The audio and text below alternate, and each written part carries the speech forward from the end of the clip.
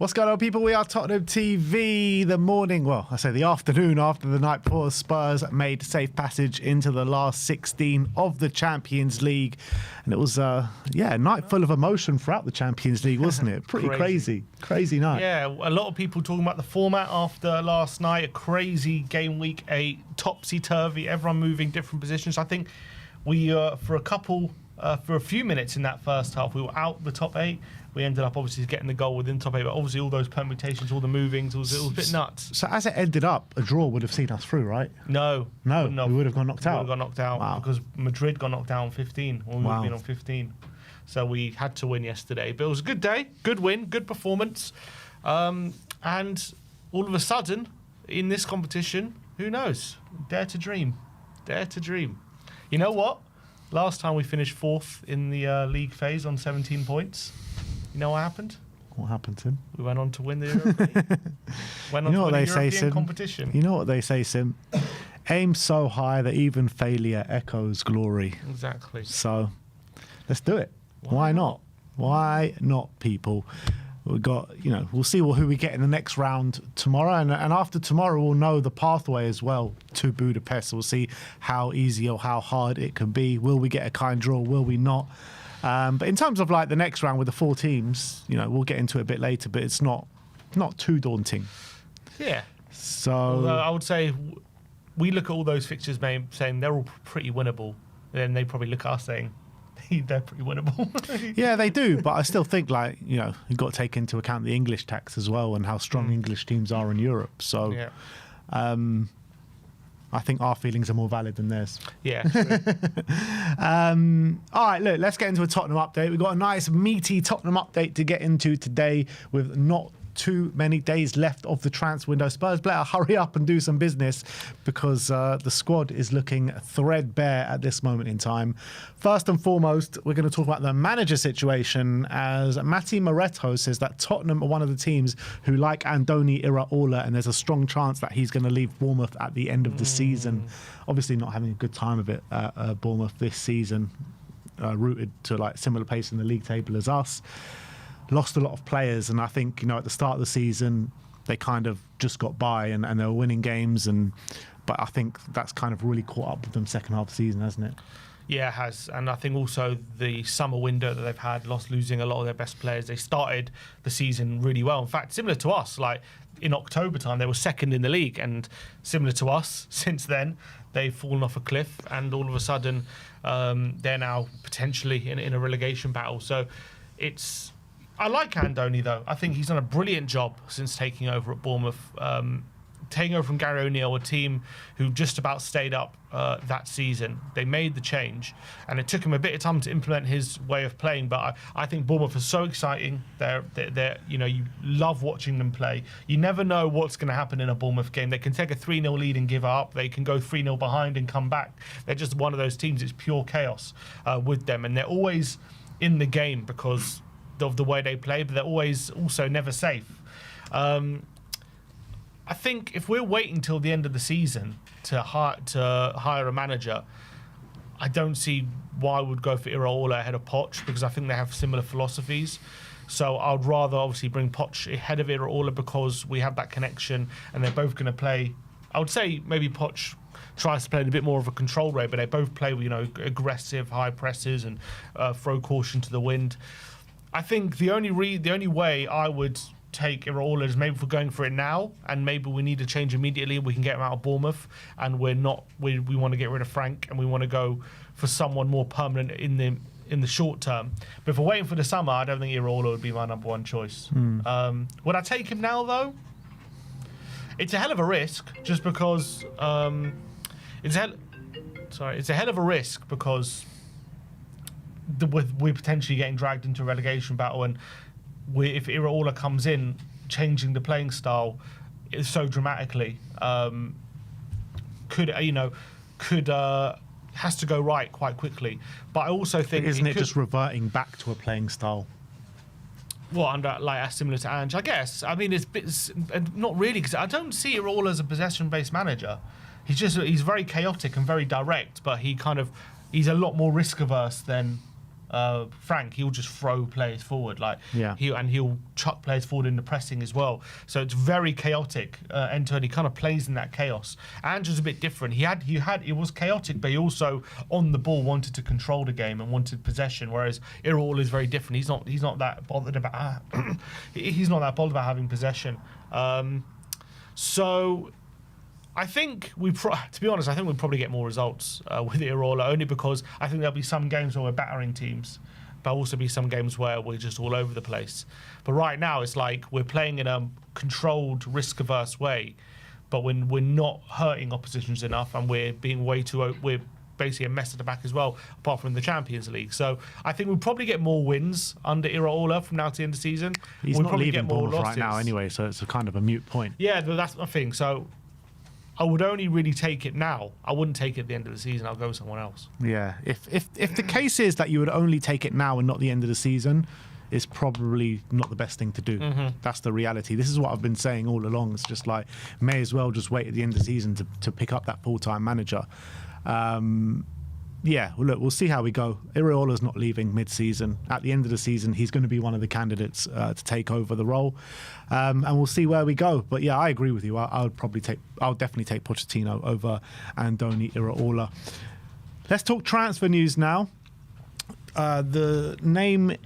The case in point, right, is Callum Oluseyi. Peter O'Rourke says that Tottenham have rejected an offer from PSV Eindhoven for Callum Oluseyi. Sam Tabital says that Callum Oluseyi is set to leave Tottenham on loan before the January deadline. PSV and Hoffenheim have both seen £6 million bid rejected for the Spurs midfielder. Spurs don't want a permanent exit, and Oluseyi wants to play abroad, but Spurs prefer a domestic loan. Interesting. I find that interesting, yeah. I think for me, wouldn't it be better for his development to play abroad at the top level rather than domestically at a lower level? Unless it's maybe a decent championship team. I mean, but is that what we're thinking? Is it championship? But Sam is saying that PSV and Hoffenheim want to sign him permanently on a $6 million. And that's encouraging to hear that they don't want to sell him, which means they believe he has a future here, which I was obviously not sure about. But look, he is 18, so he's got a long time ahead of him. And he has been all right whenever he's kind of come in for little short cameos, but it's obviously hard to judge a player on that. He's obviously a player highly thought of and done very well in the under-21 level. But I like to hear that we don't want to sell him permanently, so that's really, really good.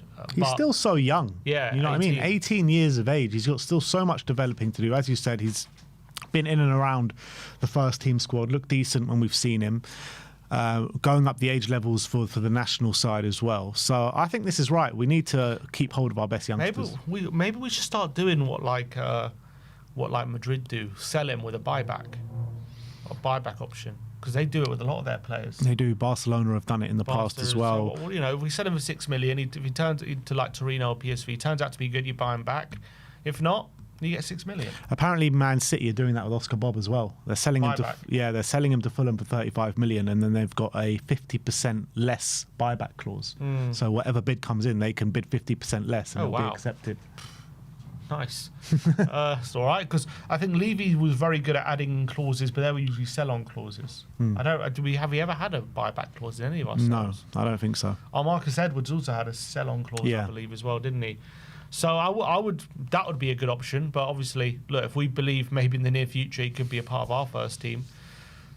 But I'm very interested to see where they go from here, because I clearly believe in him, and it's interesting that there's a lot of interest in him.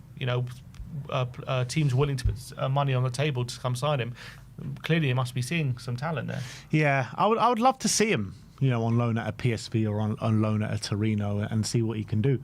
We've seen so many players, even the Bundesliga and Hoffenheim, we've seen so many players go there and flourish and come back and fight their way into a first team spot or fight in the way for a squad. So I would really like to see it, but it looks like these teams do want a full-time purchase instead of a loan, and we've heard with the Torino they wanted a loan with an option to buy as well. So I think it's right to stay firm and not put that obligation or option to buy in if you really believe in the player. But we'll see what kind of loan move can come out of it over the next few days. Next up, let's talk about Bissouma, because those famous Turkish publications are saying that Galatasaray chairman has flown into London to thrash out talks with Tottenham Hotspur regarding midfielder Yves Bissouma, who they want to sign before the end of the January transfer window. And I believe, I don't know if it's the case for January, but I know in the summer that the Turkish window usually lasts a bit longer than the European window. So I don't know if that's still the case in January, but yeah, in terms of this one, obviously he's just fought his way back into the first team. He's been pretty good over the last couple of games. However, he does only have 6 months left in his contract. Yeah. So it does kind of make sense to try and get a bit of money for him. Yeah, it's a bit of a weird situation now. He's gone from completely discarded, not considered an option in the team, to our starting midfielder, who's probably looking like our best midfielder on current form over the last couple of games. So you're now facing the prospect of maybe selling a midfielder who maybe would be starting a lot of games all of a sudden from now to the end of the season, given our current problems. I like Brennan Johnson. Yeah, and it's an odd situation because, you know, will he start on Sunday, for example, against Man City? It's not as a decent chance that might happen. But obviously after City, we're going to have, 2 days or 1 day, I think. Deadline is on the 2nd, so City is on the 1st. So who's going to be available? So after the City game, we're going to add Gallagher to the Champions League, so we're going to have less worries there.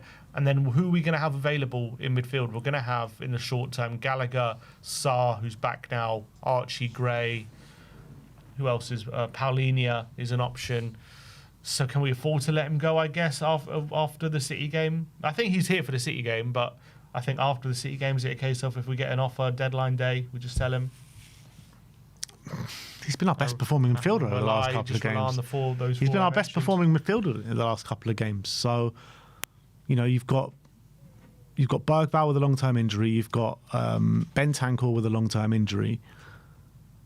Depends how much you're actually going to get. Like, if you're going to make a bit of money to make a real difference, let's say like, I don't know, 7-8 million, something like that, I think do it. But if it's only going to be a couple of million, then what's the point at the end of the day? I think there are two options. You either sell him now for a bit, or you keep him and trigger that 1 year extension, and then you maybe get him a bit more in the summer. And those are the two options you have, I think. Right now, you might as well keep him because we kind of need him. But do we put him in the Champions League squad if we keep him, do you think?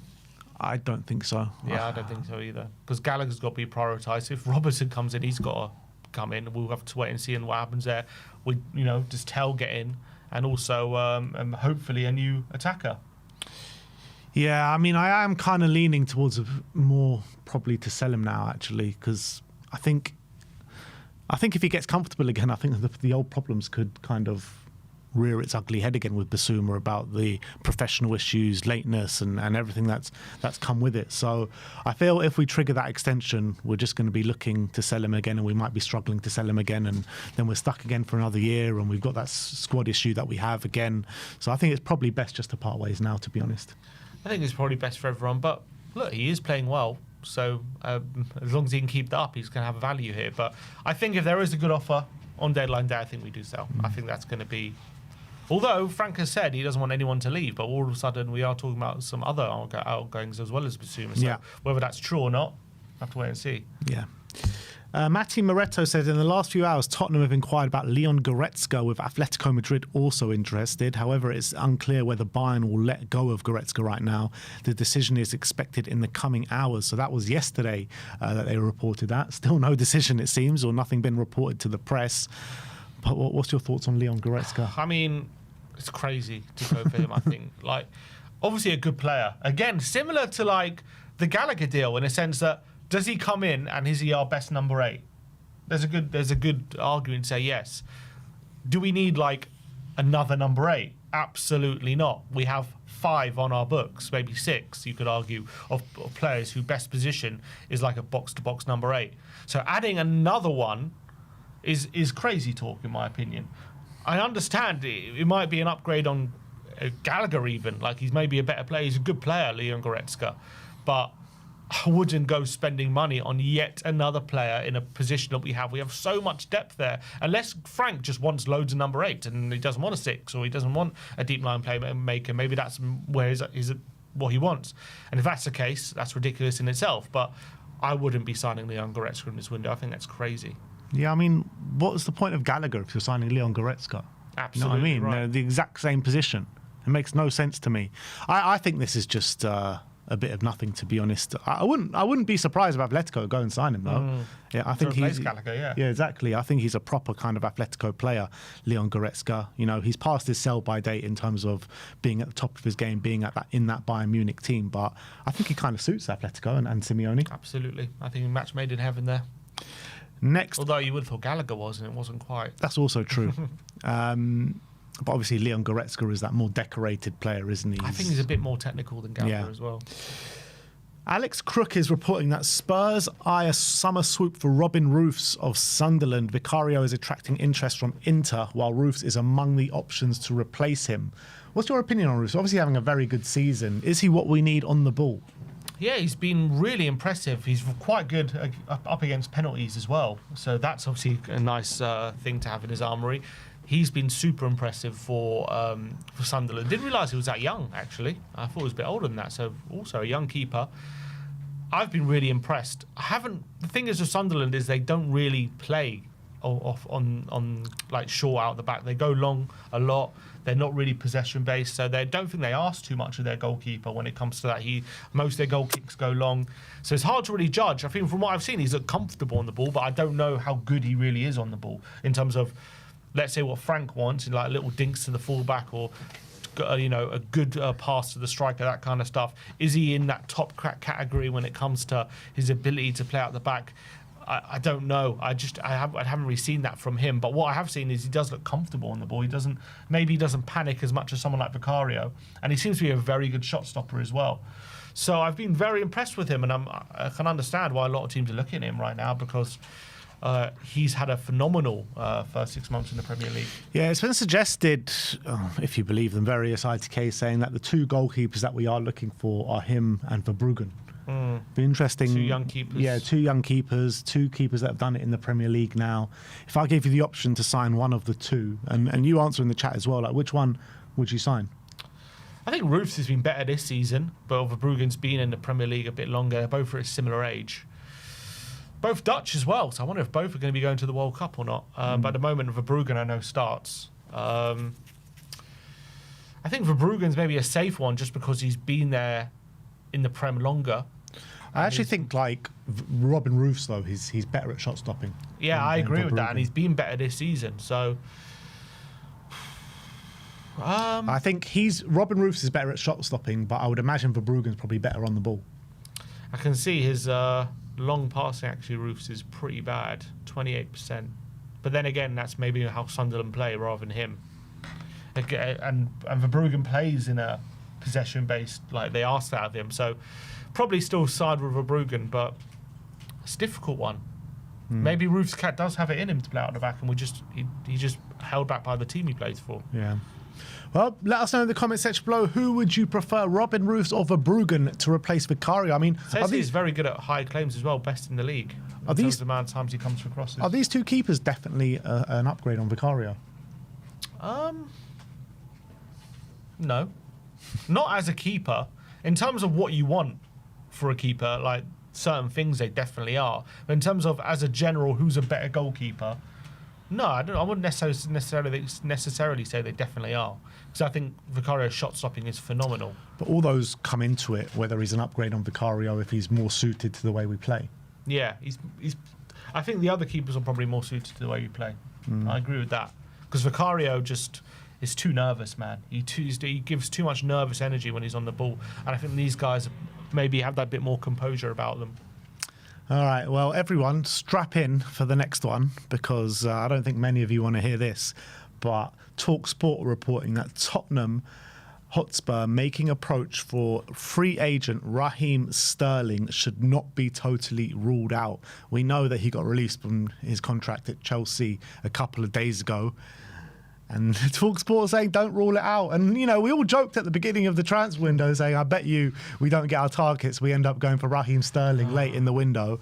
I mean, this is just a disaster waiting to happen. He's beyond washed, Raheem Sterling. It's been many, many years now. Ever since he left Man City, it's been a disaster. And that was in 2022.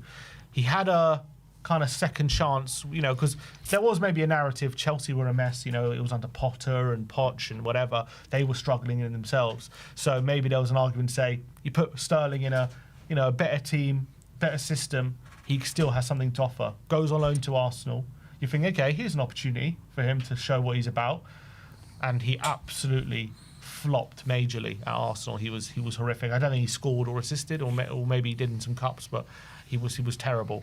Arteta barely used him, didn't want him. He comes back to Chelsea. Goretzka takes one look at him and goes, get into the under-21s. I don't want to see your face. So he's basically been in the bomb squad for the last 2 years, essentially. I don't think this is a player we should be looking at Tottenham if we're looking for a real game changer or someone to improve our forward line. He's finished, I think, at this level, unfortunately. I think his legs are gone. He doesn't have the same sharpness, explosiveness he used to have. He was never the best finisher. I think Pep obviously got an incredible amount of him out of him in terms of his ability to be a killer in the final third. It was just purely from the fact of getting him in those back posts, getting him just darting ahead of his defender because he was so quick and sharp.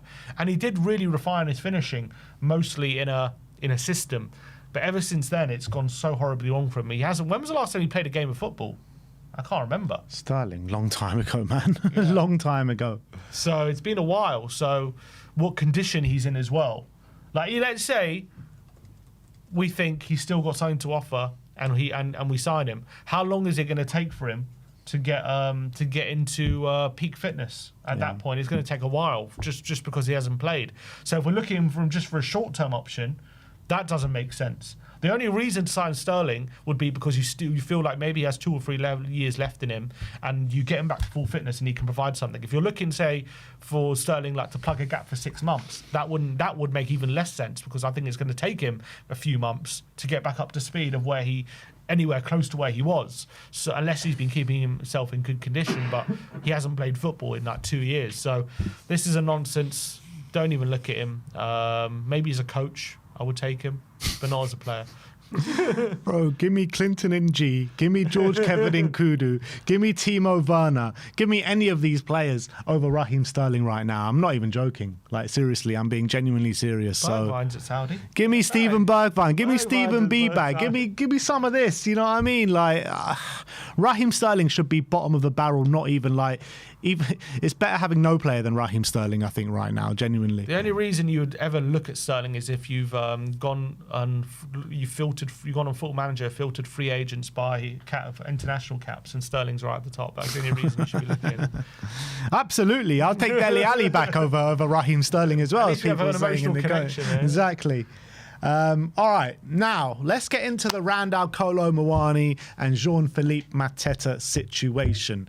As of the start of the stream, Matti Moretto says that Randall Kolo Muani is forcing the issue with Spurs, trying to get the green light to join Juventus. He has reiterated his desire to leave Tottenham before the end of before the match against Eintracht Frankfurt.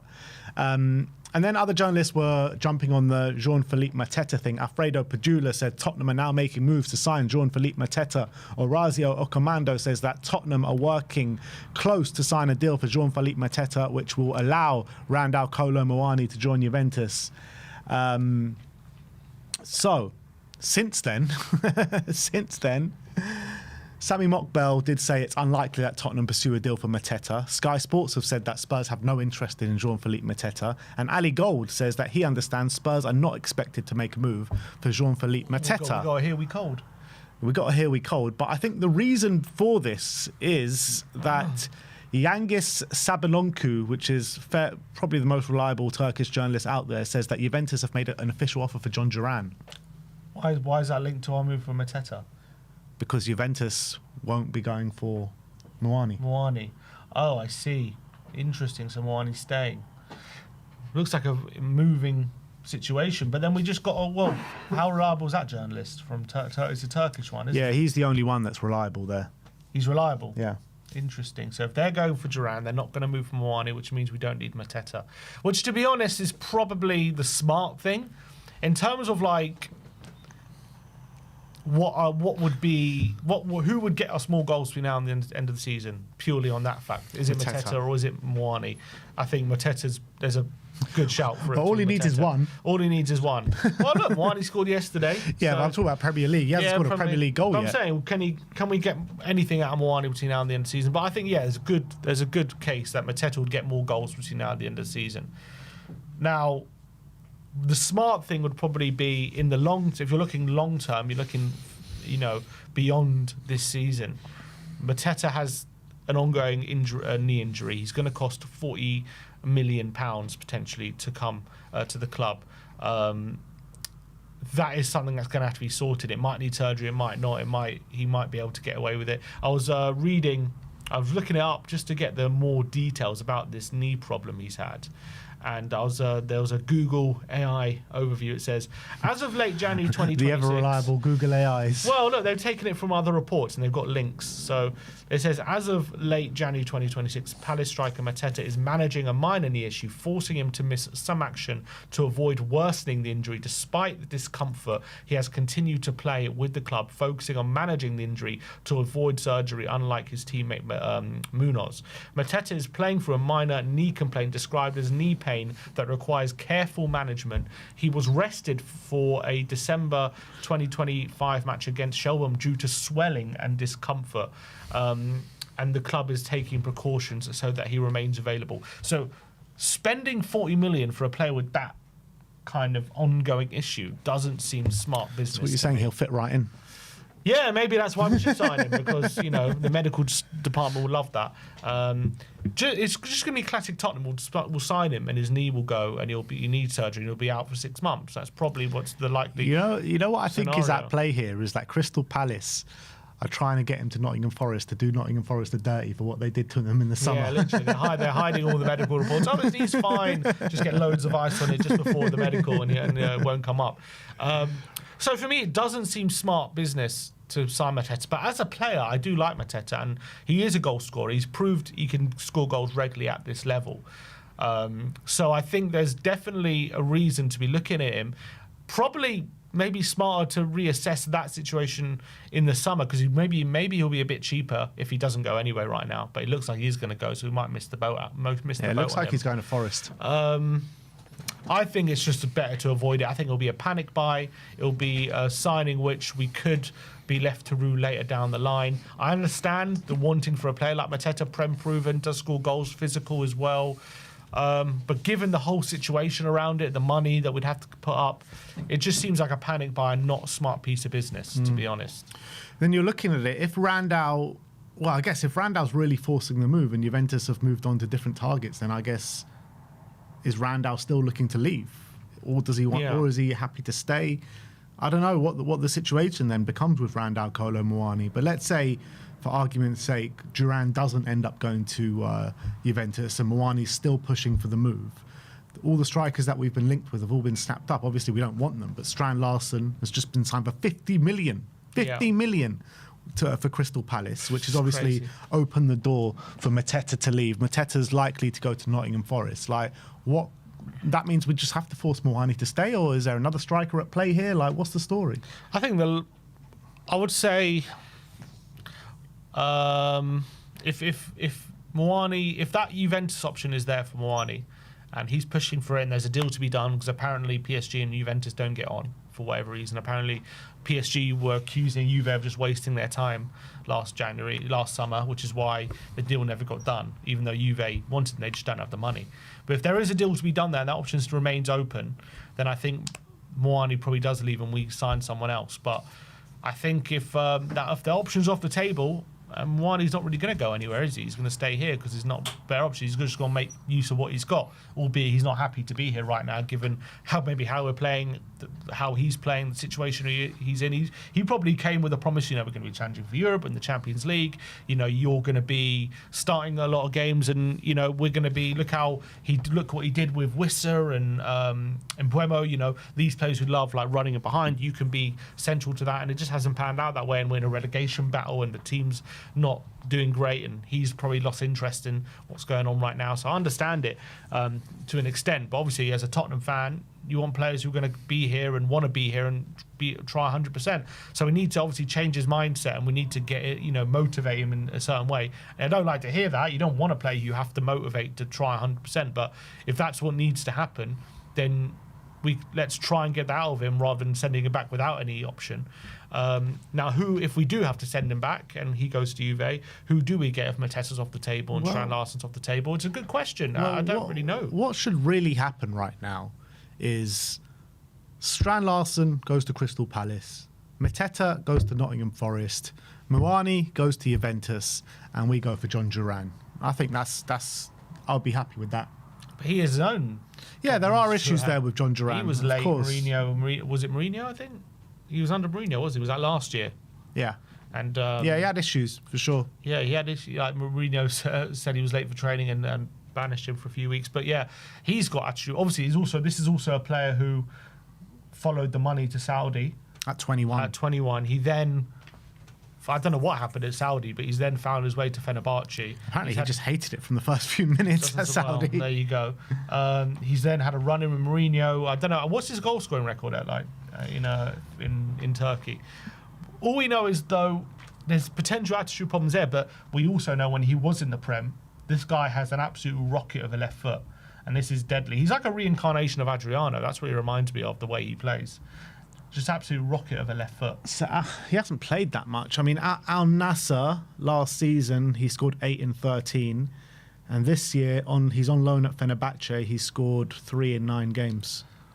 So maybe a loan deal. I definitely wouldn't be committing big funds to him. Yeah. But, I mean, he is currently on loan at Fenerbahce.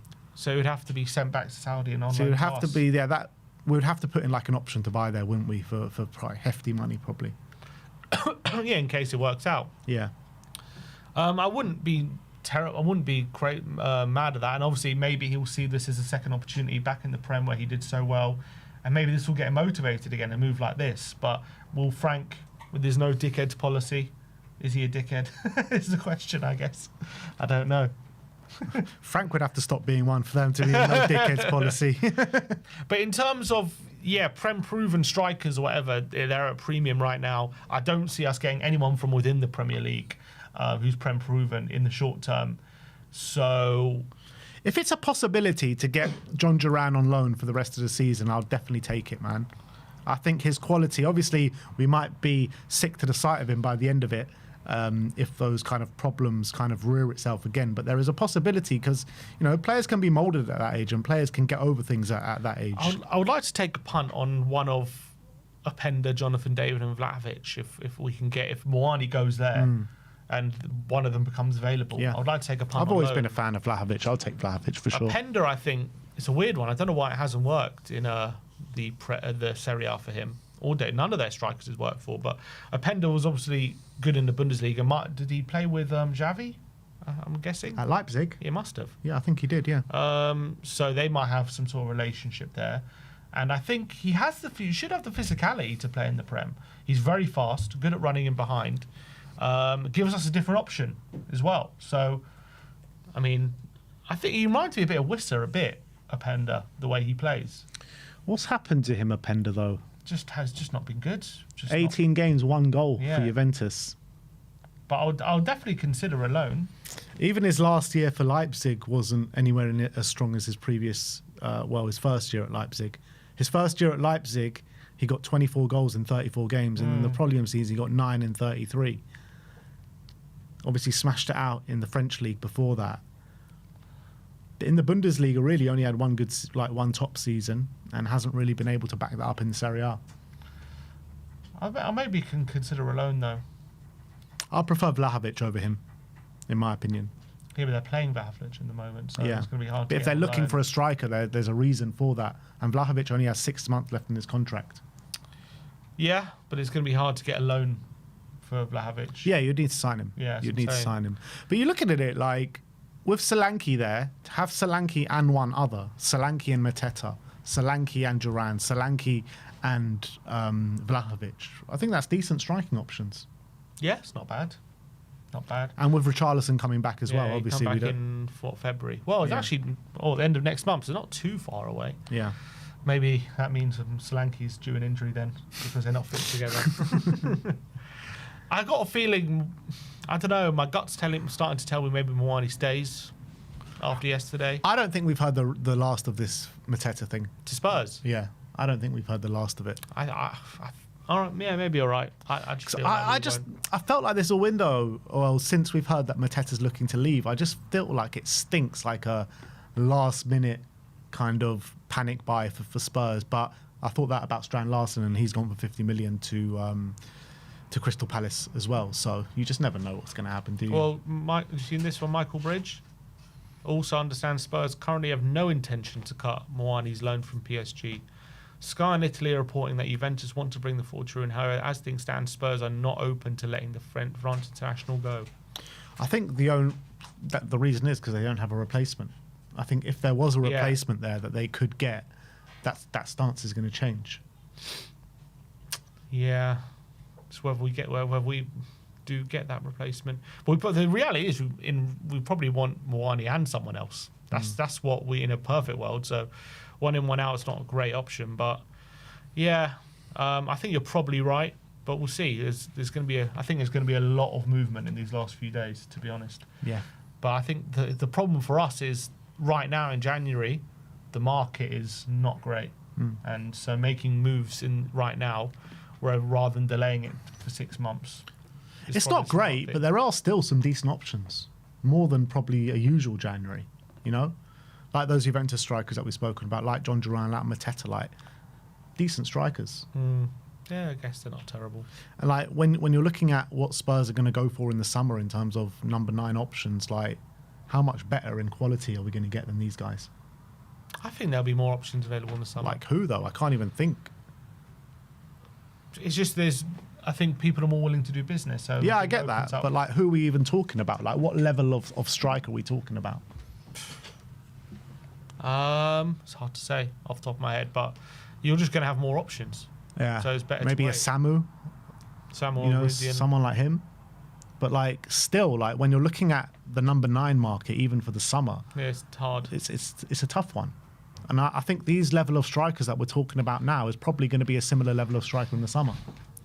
It'll be interesting to see how Solanke gets on, whether we go for a big money striker in the summer if Solanke, carries on scoring. Yeah, but even if Solanke carries on scoring, after what we've been through with him over the last year, we need to bring in someone that is at his level or better. We have to. We can't rely on these guys' fitness anymore. Like, we have to bring in options where the quality just doesn't decrease if Solanke comes out of the team. That's the reality. So, yeah, look, that's the Tottenham update for today. Let me know in the comments section below your thoughts regarding all the news stories that we have spoken about today. Big up to everyone in the chat. We've got nearly 1,700 people in with us right now. A few people in the comments are saying, bring Troy Parrott back. Ivan Toney will be available in the summer. What do you reckon? Toney? I don't know. Mate, I like Toney, and obviously Frank knows Toney well. Is Frank going to be here in the summer? I don't know, but I don't know. I guess why not? Because the market is so dry at the moment. I mean, Toney is a very good striker. He is a very good striker. Yeah, he is a good striker. And also in the summer, yeah, it's a good point actually, because about Moore and Will Lancashire. You never know about Will Lancashire. He's having a decent season out in the Championship, but is he the striker we need? I mean, maybe with the attributes that he has, he is more of a Frank striker, but is Frank going to be here in the summer? Are we going to be looking for the same profile of striker? There are so many unknowns at the moment about who's going to be our manager, what players are going to want out, and all that kind of stuff. Where we are we in Europe? We're not in Europe. It's so hard to know what the future holds. Yeah, true. Are we going to be Champions League champions and in the Championship at the same time? Who knows? Super chats here. First one says Romero should be a defensive midfielder. He's our best progressive passer and he loves to defend from the front. Defensive lapses won't be as catastrophic. Danso and Van der Ven as centre-back. The reason I massively disagree with this is, and people always bring this up, Romero is very good on the ball for a centre-back. You watch him play, right, and he has his foot on the ball, he's waiting for movement. 100%. And then he plays the ball. he ain't going to get that time in the midfield. It's just going to be. It's just not the same. In the midfield, you have to make quick decisions. But does he take that time because he knows he's at centre back and he's got more time on the ball? Can he make those quick decisions? Well, we haven't seen it. Yeah. So, there's but just because we haven't seen it doesn't mean he can't do it. I think he needs that time on the ball. To be honest, that's probably why he plays at centre back. And Malware says, just another opportunity signing doesn't make sense long term. Seems like a stopgap. He's good, but just sign the concierge to a Chelsea type contract. Exactly. Get the concierge back. Where is he? Concierge was a big hit last night. Oh, everyone was loving him. Everyone was loving the concierge. All right, let's get into the game last night. Frankfurt 0, Tottenham 2. Spurs finished 4th in the Champions League group phase. Whilst we're sitting in, 16th, 15th, wherever we are in the league table, you just cannot write this stuff with Tottenham Hotspur right now, which carries on a great run in Europe. Only lost one game in the Champions League. Obviously won the Europa League last season. Spurs are most definitely cooking in Europe, and I'm here for it, man. I'm absolutely loving life in the Champions League. We'll get into the permutations a bit later on. But in terms of the game, Frank had to go with what he had. You know, not many options. We went for Moani up top. Solanke was the only recognised player on the bench, really, with alongside Dane Scarlett. And in these two games, Dortmund and Frankfurt is kind of our best games of recent months. And those are the two games where we've kind of just like gone with what we've had. Yeah. And he's obviously now looks like he's found a bit of a formula potentially with this back three formation, which maybe he's going to go persist with, because I think he must have stumbled across it due to the fact that the players we had available.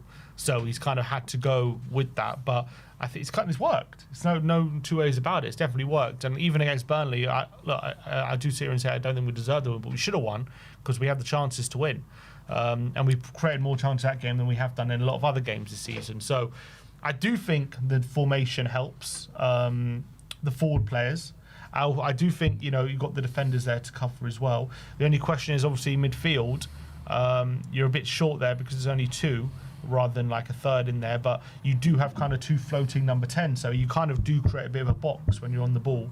You still got the striker and you got the width with the wing backs. The problem is if you're playing that formation, every game, 2 games a week with limited rotation, how long does a doggy last at left wing back, without getting injured? And all of a sudden you've got another problem there. But I do think definitely it helps Xavi because he's got players around. Definitely it helps Odegaard because he can kind of float out wide to help Spence and also go inside where he can play well as well. I think it helps the striker because he's got all of a sudden more players around him. I feel like when we play this 4-2-3-1, the striker Moani pretty much has maybe Xavi, but the wingers are usually out wide, creating width. The fullbacks are usually in that half space. So you give it to the striker and he's got no one really near him. All of a sudden he's got 2 players now. He's got more options to lay off to. And then the number 10s also have the wing backs out wide. They've got the midfielders behind them to help them out. So I think it creates a better dynamic for us right now where we're at. Well, what happens was in the 4-2-3-1, you've got the double pivot sitting so deep, and Xavi comes deep to collect the ball. And then just Xavi's isolated and the striker's isolated. It just makes no sense. So, yeah, I definitely feel this system is working a lot better. But isn't it quite unbelievable that we went with, like I said, 12 senior players yesterday, and Paulini is the only one playing out of position, really. We had one fit player in every position. And that's it. Usually it's just we've got an overload of injuries in a certain position and we're, you got to play a few players out of position. We literally had everyone in their natural position apart from Paulini. And by the way, I thought Paulini had a fantastic game yesterday. Yeah, and when he has filled in at centre-back, he's actually been all right. And this is the first time he's done it in a back three. Which also, because he's in a back three, gives him a bit more license to step in to midfield if need be. And I think it works for him because when he plays in midfield, first of all, you don't lose too much from his tackling and all that kind of stuff because he's still in those positions.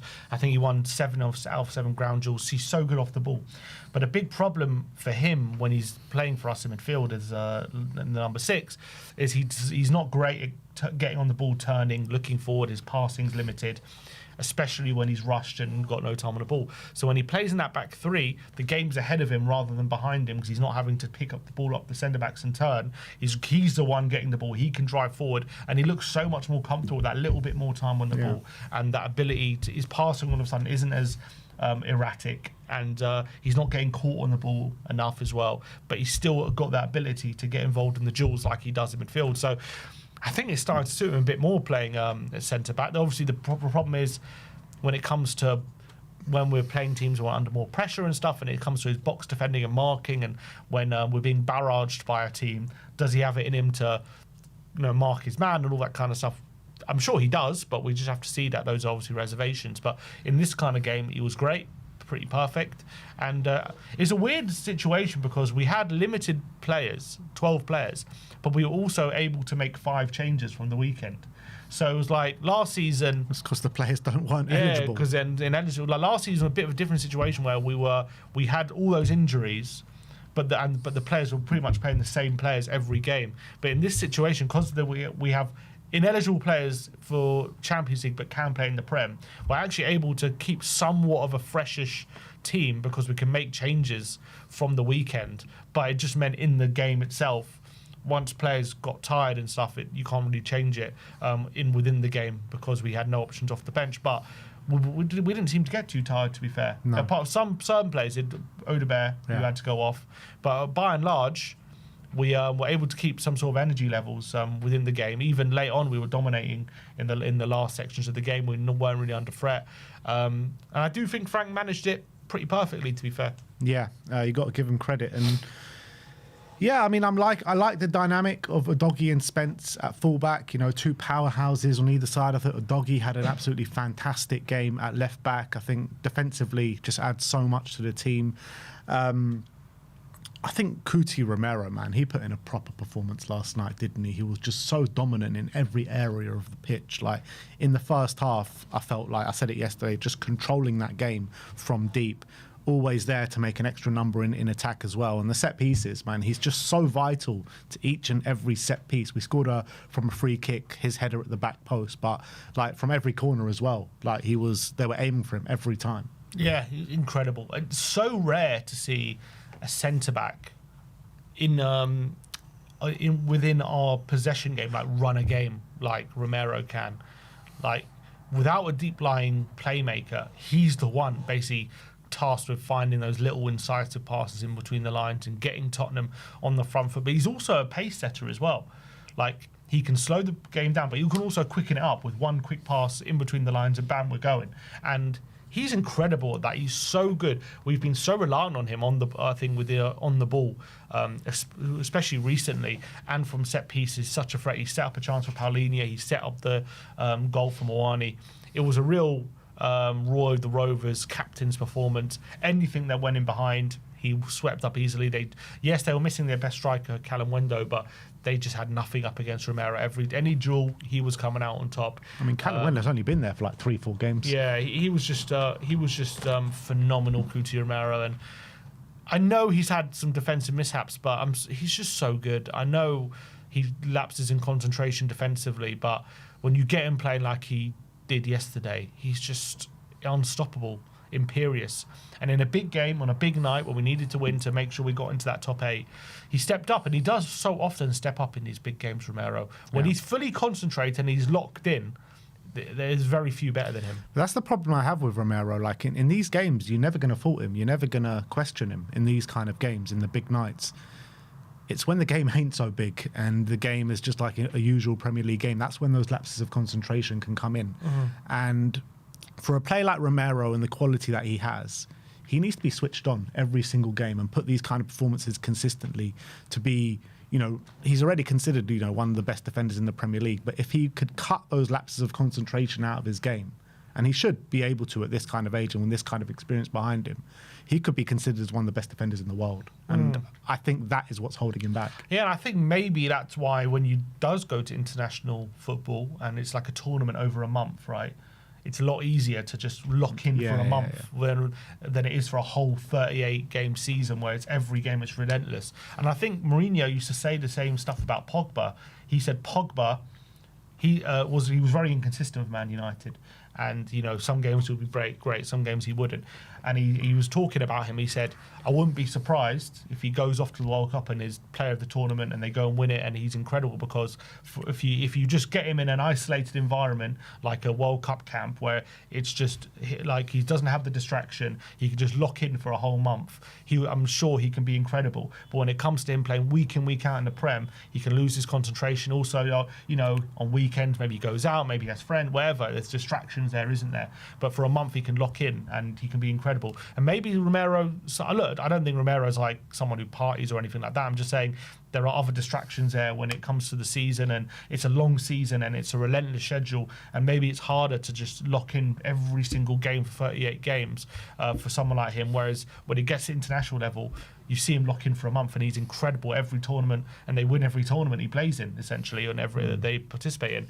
So I don't know what we do about that. Maybe it's a case of we need to give him a bit more rest than we do, but he's captain. We rely on him. He's one of our best players. So we need him every game. I mean, that's the difference between like a really good centre back and a top centre back. You look at these players like Saliba and Gabriel and your Ruben Diaz's and Virgil van Dijk's. I know Virgil van Dijk, maybe Virgil van Dijk at his peak. Like, these guys are just relentless. Every single game, concentration levels, top of their game, week in, week out. You might see the odd defensive mishap, every so often, but 9 times out of 10, they're going to put in a 9 out of 10 or an 8 out of 10, something like that. Romero's just not of that category just yet. I think you put him in one of those teams, he might be, though. Maybe. That's what I would argue. Yeah. But look, fantastic performance yesterday. 4 goal contributions in his last 4 games. He's just on a rich vein of form. Is there an argument that he is now the best goal-scoring centre-back in the league? Or best attacking centre-back? He's got the same number of goals in the Premier League as Van de Ven, doesn't he? Yeah, him and Van de Ven. But Both he's 4. got more than Gabriel. I know Gabriel was injured, to be fair, but more than Gabriel. I think goals to minutes, probably Gabriel's got more. Maybe, but he's like relentless at the moment. You can't stop him. Yeah. And he's breaking free. He's winning. I mean, even against Bournemouth, I don't think he ever actually got an assist. But in that game, it was mental, the amount of headers he was winning in the box and creating chances for us. He's at the moment. Look, you also have got to credit Frank, because when you watch those corners, it's a clear, deliberate ploy to get him free at that back post. Hey, big up to Jorgensen, man. Jorgensen, whoever's the one setting it up. But yeah, obviously Jorgensen's our set piece coach. You got to big him up, because you watch the corners, the routines there. What happens is the Romero is peeling off at the back post, and they block off anyone marking him. So every time he's completely free, and then the delivery's good, and he's able to get a header into the danger zone or score the goal, and creates chances. And he's also, you got to say, his actual headers are brilliant. Like the accuracy, the power. He scored one brilliant one against Burnley on the weekend. But the way he places those headers as well, it was a brilliant header right into the path of Moani on yesterday. Set one up for Paulinho. It's rare to see a bigger threat than him at the moment than Romero in the league at the moment. Yeah, it just seems like from that aspect we've got one up on every opponent that we play right now at our set pieces. Like, we're scoring one every game, literally. Yeah. So it's fantastic, but I would just love to see the team click around them. Yesterday it did, to be fair. Yesterday it did. So don't take away from the performance yesterday, even though we did open and scoring with a set piece. I felt like for the majority we were so dominant. We were controlling the game. There was a bit of a period after we scored the first goal where we sat back a little bit, but it soon kind of changed and we were back on the front foot again. Yeah, I think sometimes in these games, especially away from home, you get the goal. Especially we were saying at half time, we were unlucky obviously not to be in the lead, and we were saying it's very important as soon as possible we get that goal, because the longer it goes on, the more you've got to stretch yourself. We don't have options to change it. You want to get that goal and just be able to manage the game and control the game. And as long as it's 0-0, like, it's going to be very difficult to do that, especially in the latter exchanges. So we got the goal early on, and then I think it's right, you kind of just make sure you're not conceding for the next 5-10 minutes. make sure you just got this game under control. And then he brought on Solanke. We got a bit of a second wind. We started to dominate again.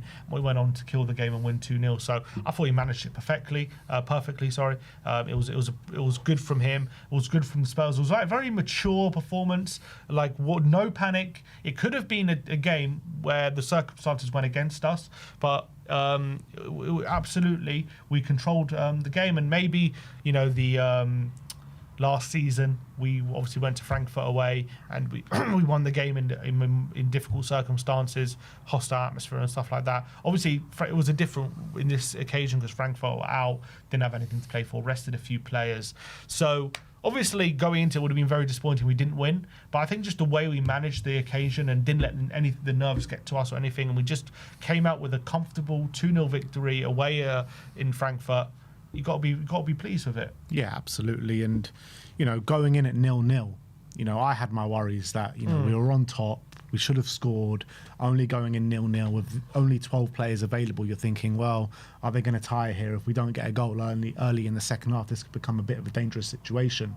But it was so vital we scored at the time that we did, because if we didn't, you never know what could have happened. The rest of the game might have ended up drawing 0-0. Well, it happened against Burnley. We should have been leading. We go in level, and that cost us, really, to be honest. The fact that we didn't go in winning, and then we let the game get away from us, and we ended up having to snatch a draw. So we already have an example of how it can go wrong if you're not taking advantage of those moments you're on top. But thankfully, we didn't let it get to us. We got on top, and then we went out to see the game. How nice was it yesterday, though, to win 2-0? And the two players that scored the goals were two strikers. Kolo Muani scoring a goal and Dominic Solanke scoring a goal. When's the last time we could say that? Who would have thought? Strikers can actually score? Although they were assisted by two defenders, one from our team and one from their team. Yeah. But doesn't matter as long as they're on the score sheet. That's the most important thing. Great team, Muani, a nice striker's effort, and then Solanke going through like prime Harry Kane. Great to see him looking sharp and fit again. And obviously didn't start the game because he played 90 minutes. Probably the plan wasn't to play him 90 minutes against Burnley, and given the circumstance, they decided to push him that extra bit. That probably cost him starting in this game, but he came on, looked fit as a fiddle, scored a brilliant goal, and let's hope we see more finishes like that from Solanke moving forward. Yeah, do you think he starts on the weekend against? He must start on the weekend against City, isn't it? I do. I think we're going to need him. And you know what? I think he's looked all right, Solanke. I know against West Ham, he was looking really rusty, and off the back of that, you're thinking, should he be in the Champions League squad up against Mateta? But look, credit to Frank. He clearly sees more than us behind the scenes, more than we know. That's obvious. He sees him in training every day. He made the decision. Solanke is going to offer us something more than Tel can offer. He made the decision. Solanke got 2 goals in 2 games, and absolutely spot on. Massive credit to Thomas Frank, because I wouldn't have made that decision based on the evidence I had. And credit to Frank. He made the right decision off the back of a lot of people saying it was a bad decision. Like, I was definitely saying it, and proved us wrong. Yeah, he really did. 2 players who I thought went a bit under the radar yesterday was Archie Gray and Pape Matar. I think both of them put in such mature and accomplished displays away in Europe in a difficult night and difficult circumstances, as you were saying before. Particularly Archie Gray, his performance definitely went more under the radar maybe as Pape, because we were talking about Pape after the game. Didn't mention Archie too much. And, these kind of experiences for Archie are just kind of invaluable, aren't they? Definitely. For a young player coming through, probably the first time that these 2 guys have played in a double pivot together or in central midfield together, just them 2. I'm trying to think. I think they started together against Burnley, but I think Bissau was in the 10, wasn't he? So I think they didn't, as in the first game of the season, So you're probably right about that. I think it was very similar to the performance that Bergvall and Gray gave against Dortmund, in the sense that they just did the simple things, very mature. Just their job was essentially to facilitate the wide areas and get Xavi involved and get Odegaard involved, but they didn't have to do anything too special. Very much just playing it safe, sideways. I think Saul was a bit more progressive. I think he was a bit more sharper in terms of his passing, like when he got the ball, just sharply, quick pass, similar to Bergvall. He's a bit sharper as well, whereas Gray was just maybe sitting a bit more and wasn't forcing the issue much with their passing. But both of them put in very mature performances and made sure that they were just doing their job correctly.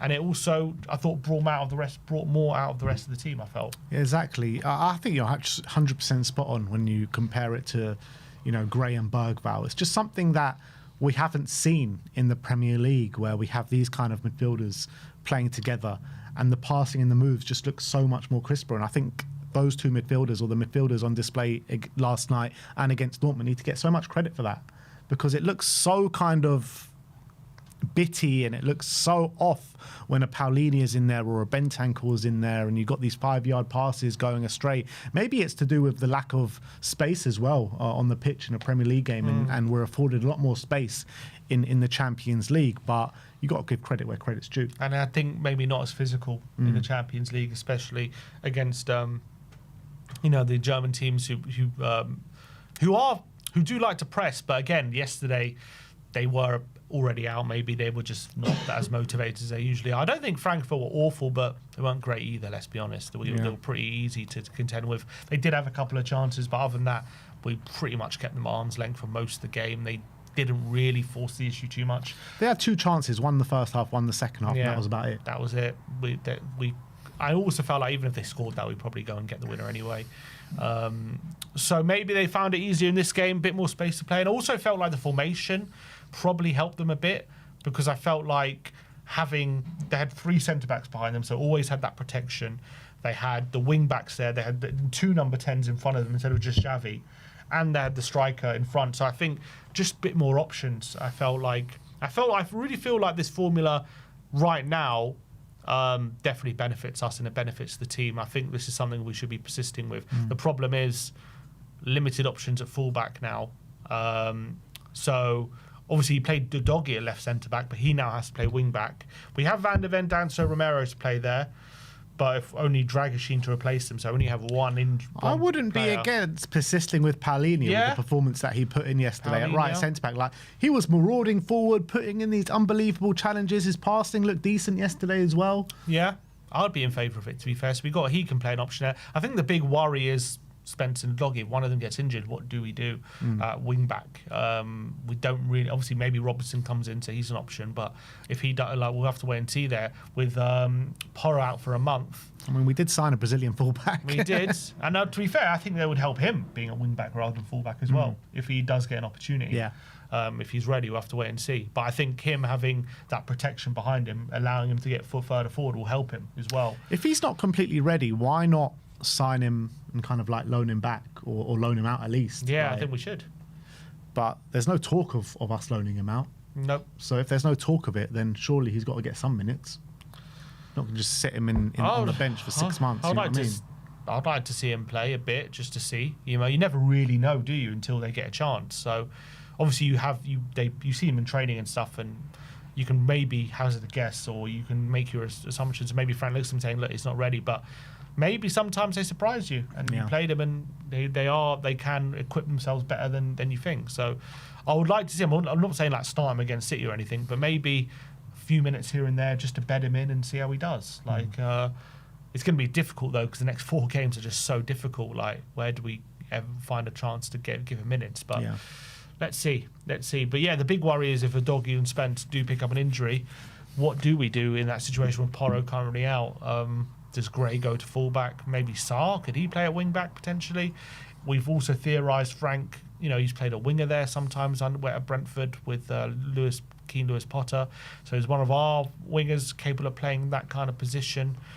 The thing is, right, from now until the time Porro's back, it is only 1 game a week. There's no Champions League March, football. Yeah, it's only 1 game a week. Yeah. So I think literally there's 4 games until Porro comes back. Obviously 4 big games at that, but it shouldn't be too much strain on the squad. Yeah, hopefully they'll be able to stay fit. Yeah, true. And I remember in this period last year, I know we didn't have the same level of games, but it was this period where we obviously got through to the top 8, and we actually managed to get, I think, 3 wins in a row just to stave off that relegation until we went again to the 2 games in a row, 2 games in a week.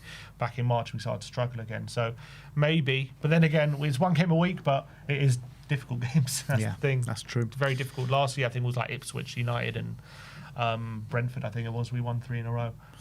Yeah, 2 players who I thought excelled yesterday, and they're coming on leaps and bounds in Spurs shirts, Xavi and Wilson Odobert. Odobert obviously was electric in the first half, kind of tired out of it in the second. Xavi, he just seems right at home in the Champions League, doesn't he? Like every time we play Champions League, he just comes alive. I want to see that kind of level of performance. And we've seen flashes in the Premier League. Hasn't had a bad game, has he, in the Champions League? No, I don't think so. I mean, we've seen flashes in the Premier League, don't get me wrong, but nowhere near the level of consistency that we've seen in the Champions League. And I think gets more space, it's less physical, he's much more at home.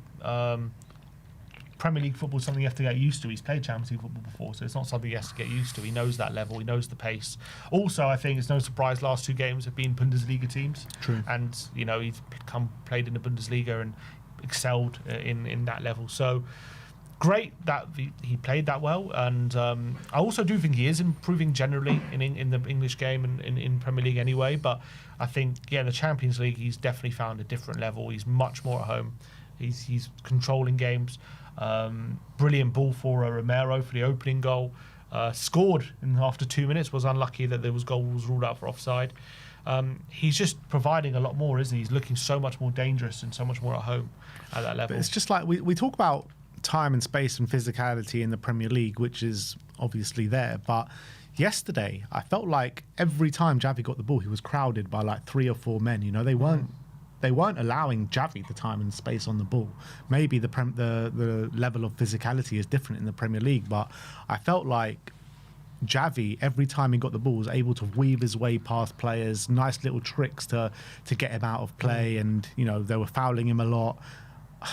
It was a top performance from Xavi yesterday. I think the main thing why his performance, especially in the last 2 games, is why he's been so much better. Is I think the role when he's in the front 3 and with dual number 10s rather than in the number 10 in the suits pocket. him more, yeah. It suits him because he's got so many more options. He's got the winger, he's got the wing back to his left, he's got a number 10 next to him, he's got a striker close to him. They're all much more closer to him, and he's got 2 midfielders he can play off as well.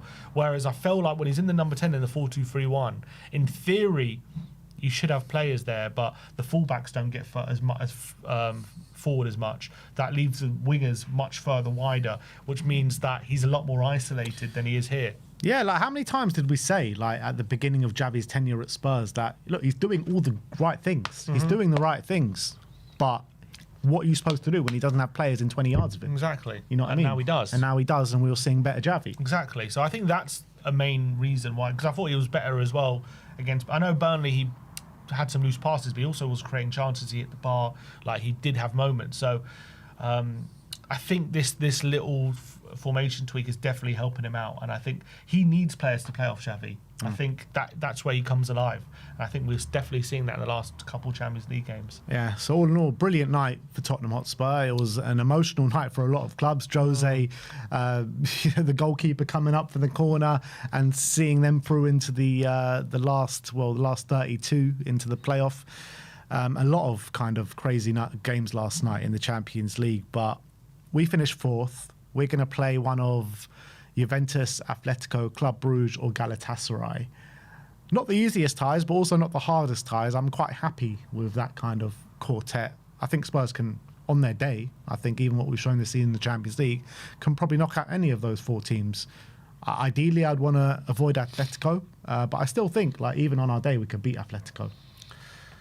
Yeah, I think, look, Atletico showed they're beatable. They just lost at home to Bodo. I'm not saying, fair play to Bodo, by the way. They deserve such a special mention after last night, making it through. By the way, I didn't realise I hadn't played a league game for 2 months. So they're also in their off-season at the moment.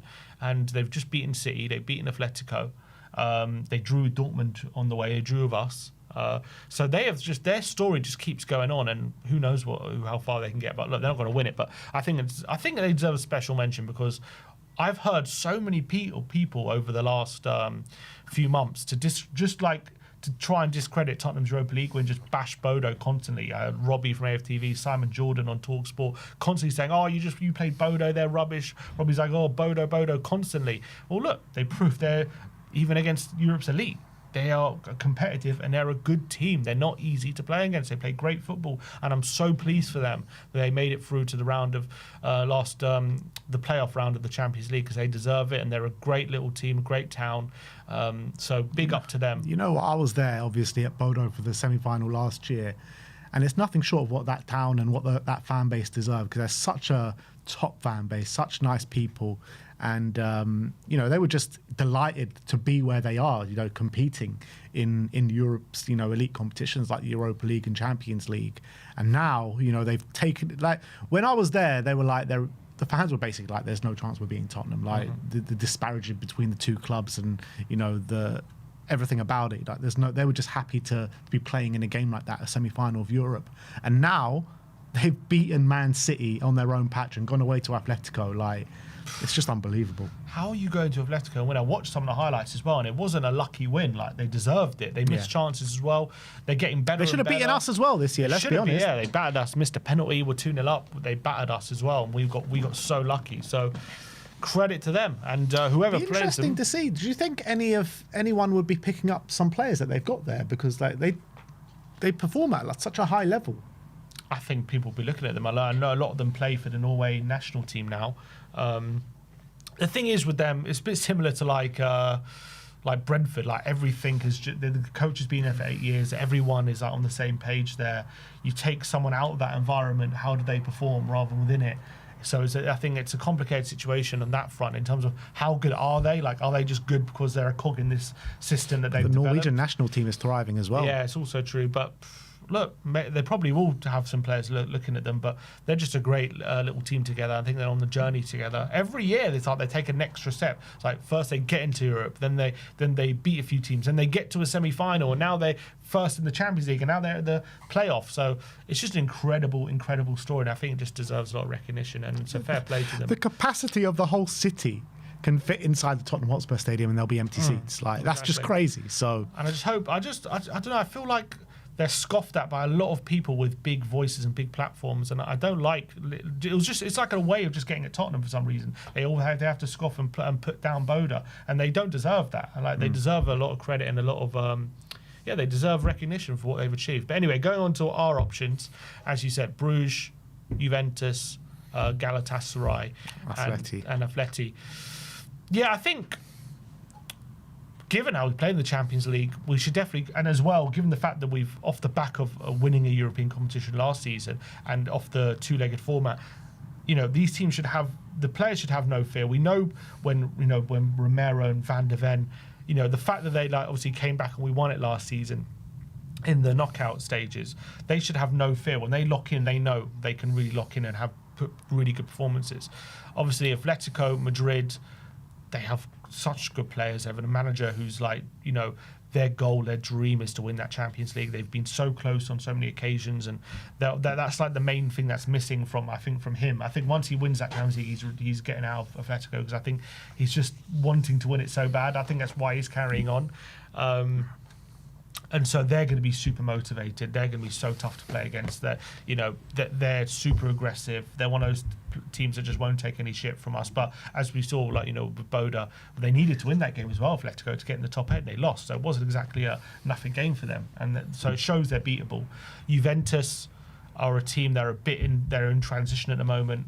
Good attacking manager with Spalletti, but they have a lot of just not quite clicking in terms of how they're playing, but they do seem to be improving, Juventus, of late. They do seem to be getting their act together. Yildiz, obviously, what a talent he is. They do, on paper, they got good players and a good team. They're on a very good run of form. Yeah, they're starting to click. So maybe that is one you've got to be worried about. But as well, Spalletti isn't a classic Juventus manager. Like, we're not going to be coming up against a team who's going to try and defend. Keeping a hell of a lot of clean sheets, though. But in Napoli, he was quite an offensive team. But he plays in a different kind of way. Juve, like Spalletti, he's gone away from proper formations. He says he plays a lot more of a relationism kind of style of play, and obviously we're kind of very positional. So whether one of those two kind of conflicting tactics meet, who comes out on top, I don't know. They have a lot of good players there. You can't rule them out, but I also think they're beatable again. Obviously, Galatasaray and Bruges, we have better players, so you got to think we might have the upper hand. But they both have other things going for them. Bruges have been brilliant in this group stage, had taken some of the best teams to the sword. They're a tough nut to crack, especially at home. They're They're super exciting. They're super fast-paced attacking team. So that's something to be I feel really like Club worried Brugge about. will be like a similar tie to Bodo. Yeah, exactly. Was maybe a bit more quality. Yeah. So they're going to be a tough team to play against. And Galatasaray, they just have that home form, don't they? They have that patch where if you don't react well to it, you can find yourself 2-3-0 down before you even know it. So, but we have a better team than them. And on the flip side, you could maybe lose the away leg 2-0. You could probably win the home leg 2-0. Yeah. No, 3-0. Sorry, knowing them. So, I think there's reasons to be positive about all of those teams. But obviously they're going to be playing each other, aren't they? So depends who comes out on top in that knockout round there in that playoff. Yeah. We'll know tomorrow who plays who. I'm just trying to look at Galatasaray's home form. Like, is it actually that good, or is it overstated a little bit? Because I feel like it's good, but it's not like we can go there and win. Definitely. Galatasaray, don't get me. Like, when we went to Galatasaray last year, they played us off the park and went 3-0 up, and we got 2 goals back. But like, we created enough chances to even overturn that, even with 10 men. Like, Will Lancashire got sent off, but by the end of that game, we easily could have drawn 3-3 with an understrength team. Definitely. I mean, we also could have easily lost 5-1 or whatever it was, but they missed a bunch of chances, and we got lucky. But they did shit the bed a bit late in the game because we were down to 10 men and we got a goal and they were panicking. So if we go there with Mickey and Kuti and a back 3 system, the way I think we can go win there. Yeah, I think really so. believe that. I think so. I agree. But anyway, look, interesting. The draw is going to be tomorrow. I'm not sure what time the draw is, but we'll be covering it here. We'll go live when the draw does happen. But all in all, very good day in the Champions League, and we look forward to the next round. That's for sure. Yeah, but no Champions League till March now. And obviously, what's there to say about the fact we did finish 4th in this competition? We're currently 14th in the Premier League. What conclusions do we take from that? Because a lot of people will say, Frank's done a great job in this competition, which is true. We are 4th, so he deserves credit for that. Why have we done so well in the Champions League? Is it a case of he's managed it really well? Is it a case of just, easier opponents? Is it a case of the Premier League in general is just so dominant in this competition? What has led to us being 4th here and 14th in the Prem? I think all those things all together come into play, because you actually look at it. We played, how many games we played? 8 games, yeah. 4 out of the 8 teams all finished in the bottom 6.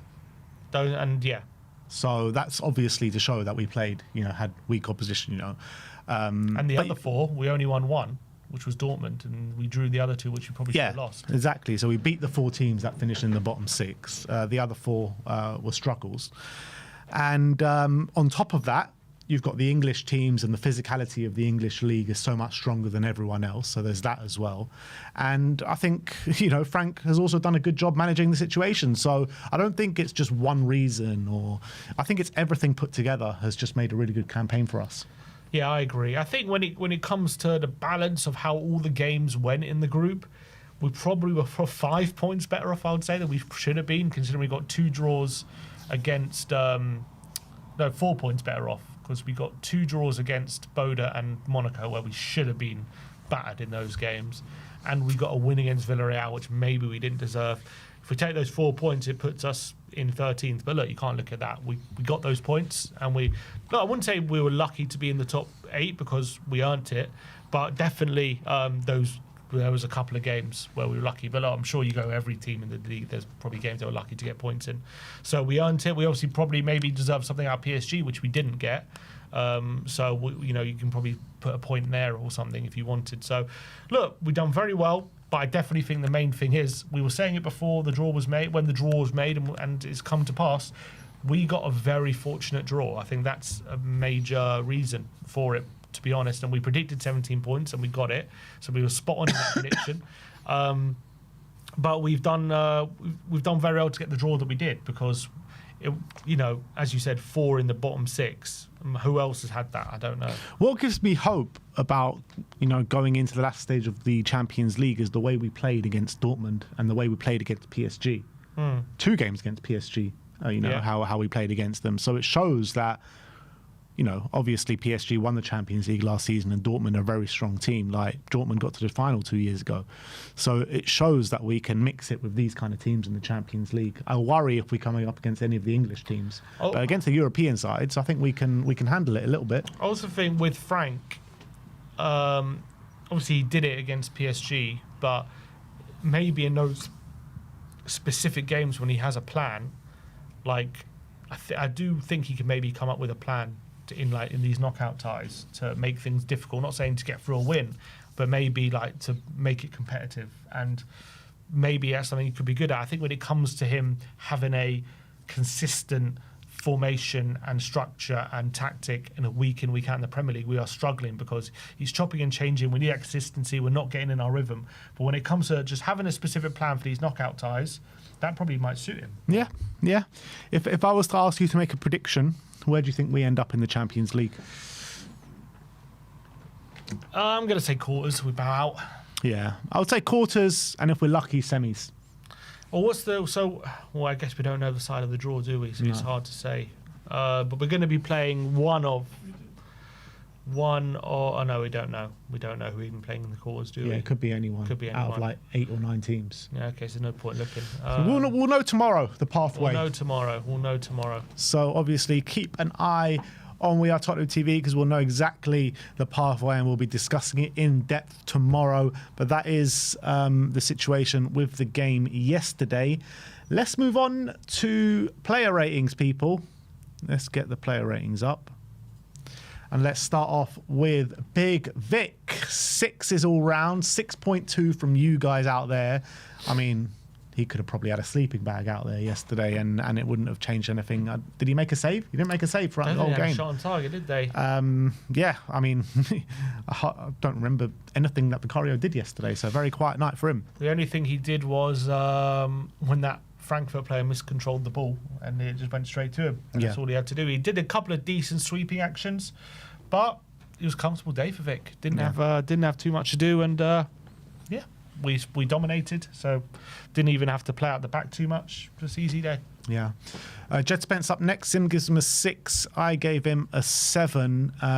In terms of Jed, I think that it was a good day for Jed. I thought, he controlled that right-hand side pretty well, getting up and down the pitch, using his physicality and his stamina. He was kind of non-stop running throughout the game. I would like to see more quality in the final third from him because I thought he was lacking in that aspect. But in terms of us being able to sustain the pressure down the other end of the pitch, I think he provided well for the team. Yeah, pressing was good. I thought it was a pretty decent display from him. I felt like he was much more of a threat against Burnley when he moved over to the right than in this game. I felt like he kept moving down blind alleys and he kept having to put himself in situations where he's having to get past 2 or 3 players to retain the ball. But I actually think pressing was good, made us hard on the pitch, and defensively locked down that side most of all. So decent performance. Yeah. You guys have given him a 6.8, so not too far away from my prediction, just a bit above Sim's. Cuti Romero up next. 9's all round for Cuti. A monstrous captain's display from Cuti. Another goal contribution for him, an assist. He was a threat from set pieces throughout the 90 minutes. Helped us control that game from deep. He was there as an attacking option more times than not as well. His passing from deep was absolutely fantastic. I mean, I can't fault anything in this display yesterday. Yeah, phenomenal. I thought he was pretty faultless. Not just faultless, though, but he actually did some amazing things on the ball from set pieces, got an assist, just kept Frankfurt quiet. His passing was phenomenal, dictating the game almost like a deep line playmaker from centre-back. More performances like this, please, Cuti. Proper captain's performance, and now 4 goal contributions in 4 games. So what a threat he is going forward now. Yeah, you guys giving him an 8.5, so just below us. Just below. 8.5 for Cuti, doing him dirty a bit there. That means a lot of people gave him 9s. Basically, half gave him 9 and half gave him 8, yeah.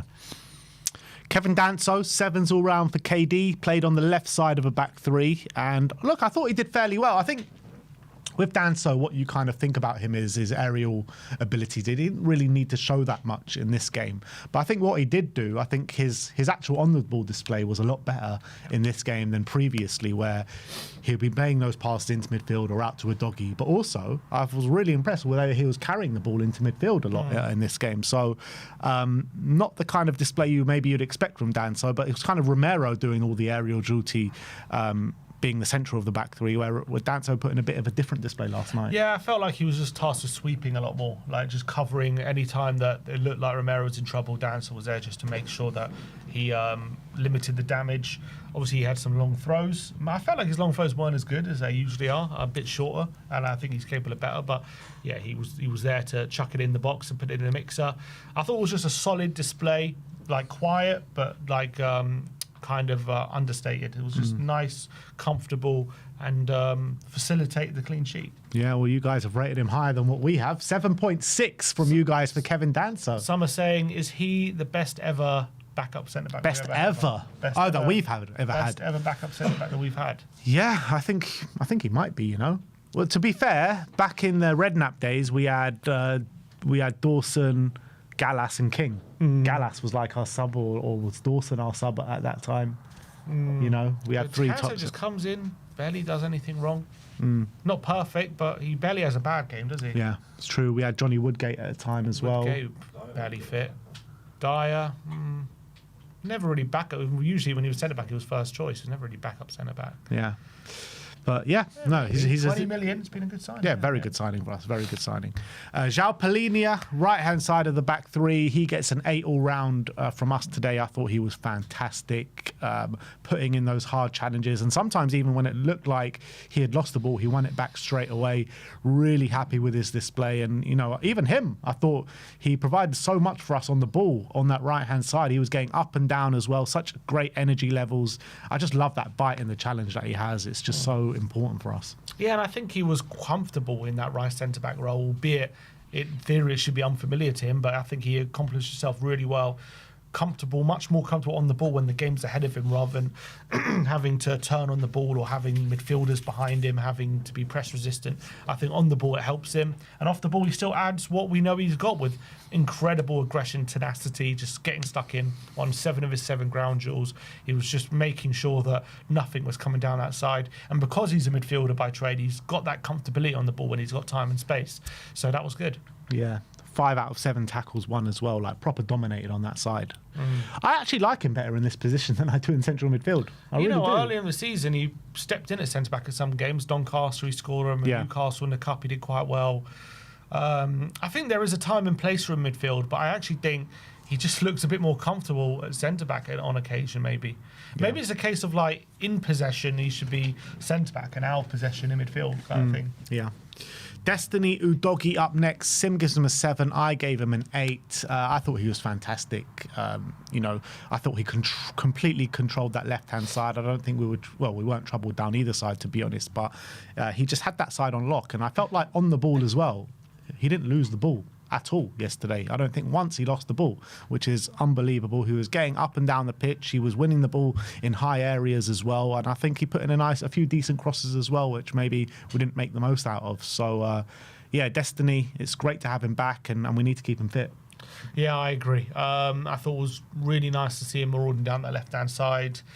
Putting a few crosses, could have maybe done a bit better. But I thought where he was absolutely brilliant was his tracking back in defensively, just making sure no one was getting in behind. A few occasions that Canal threatened to get in behind, and he just shut it down amazingly. There were some brilliant tackles in there. Really strong showing from Destiny. It's great to have him back. Yeah, you guys have given him a 7.5, so just bang in the middle of me and Sim. Archie Gray next. Sim gives him a 6. I gave him a 7. I really liked Archie's performance yesterday. Very mature performance for such a young boy, and to play away in Europe in the Champions League in a pivotal game, and just not to be overawed by the occasion at all and look completely at home.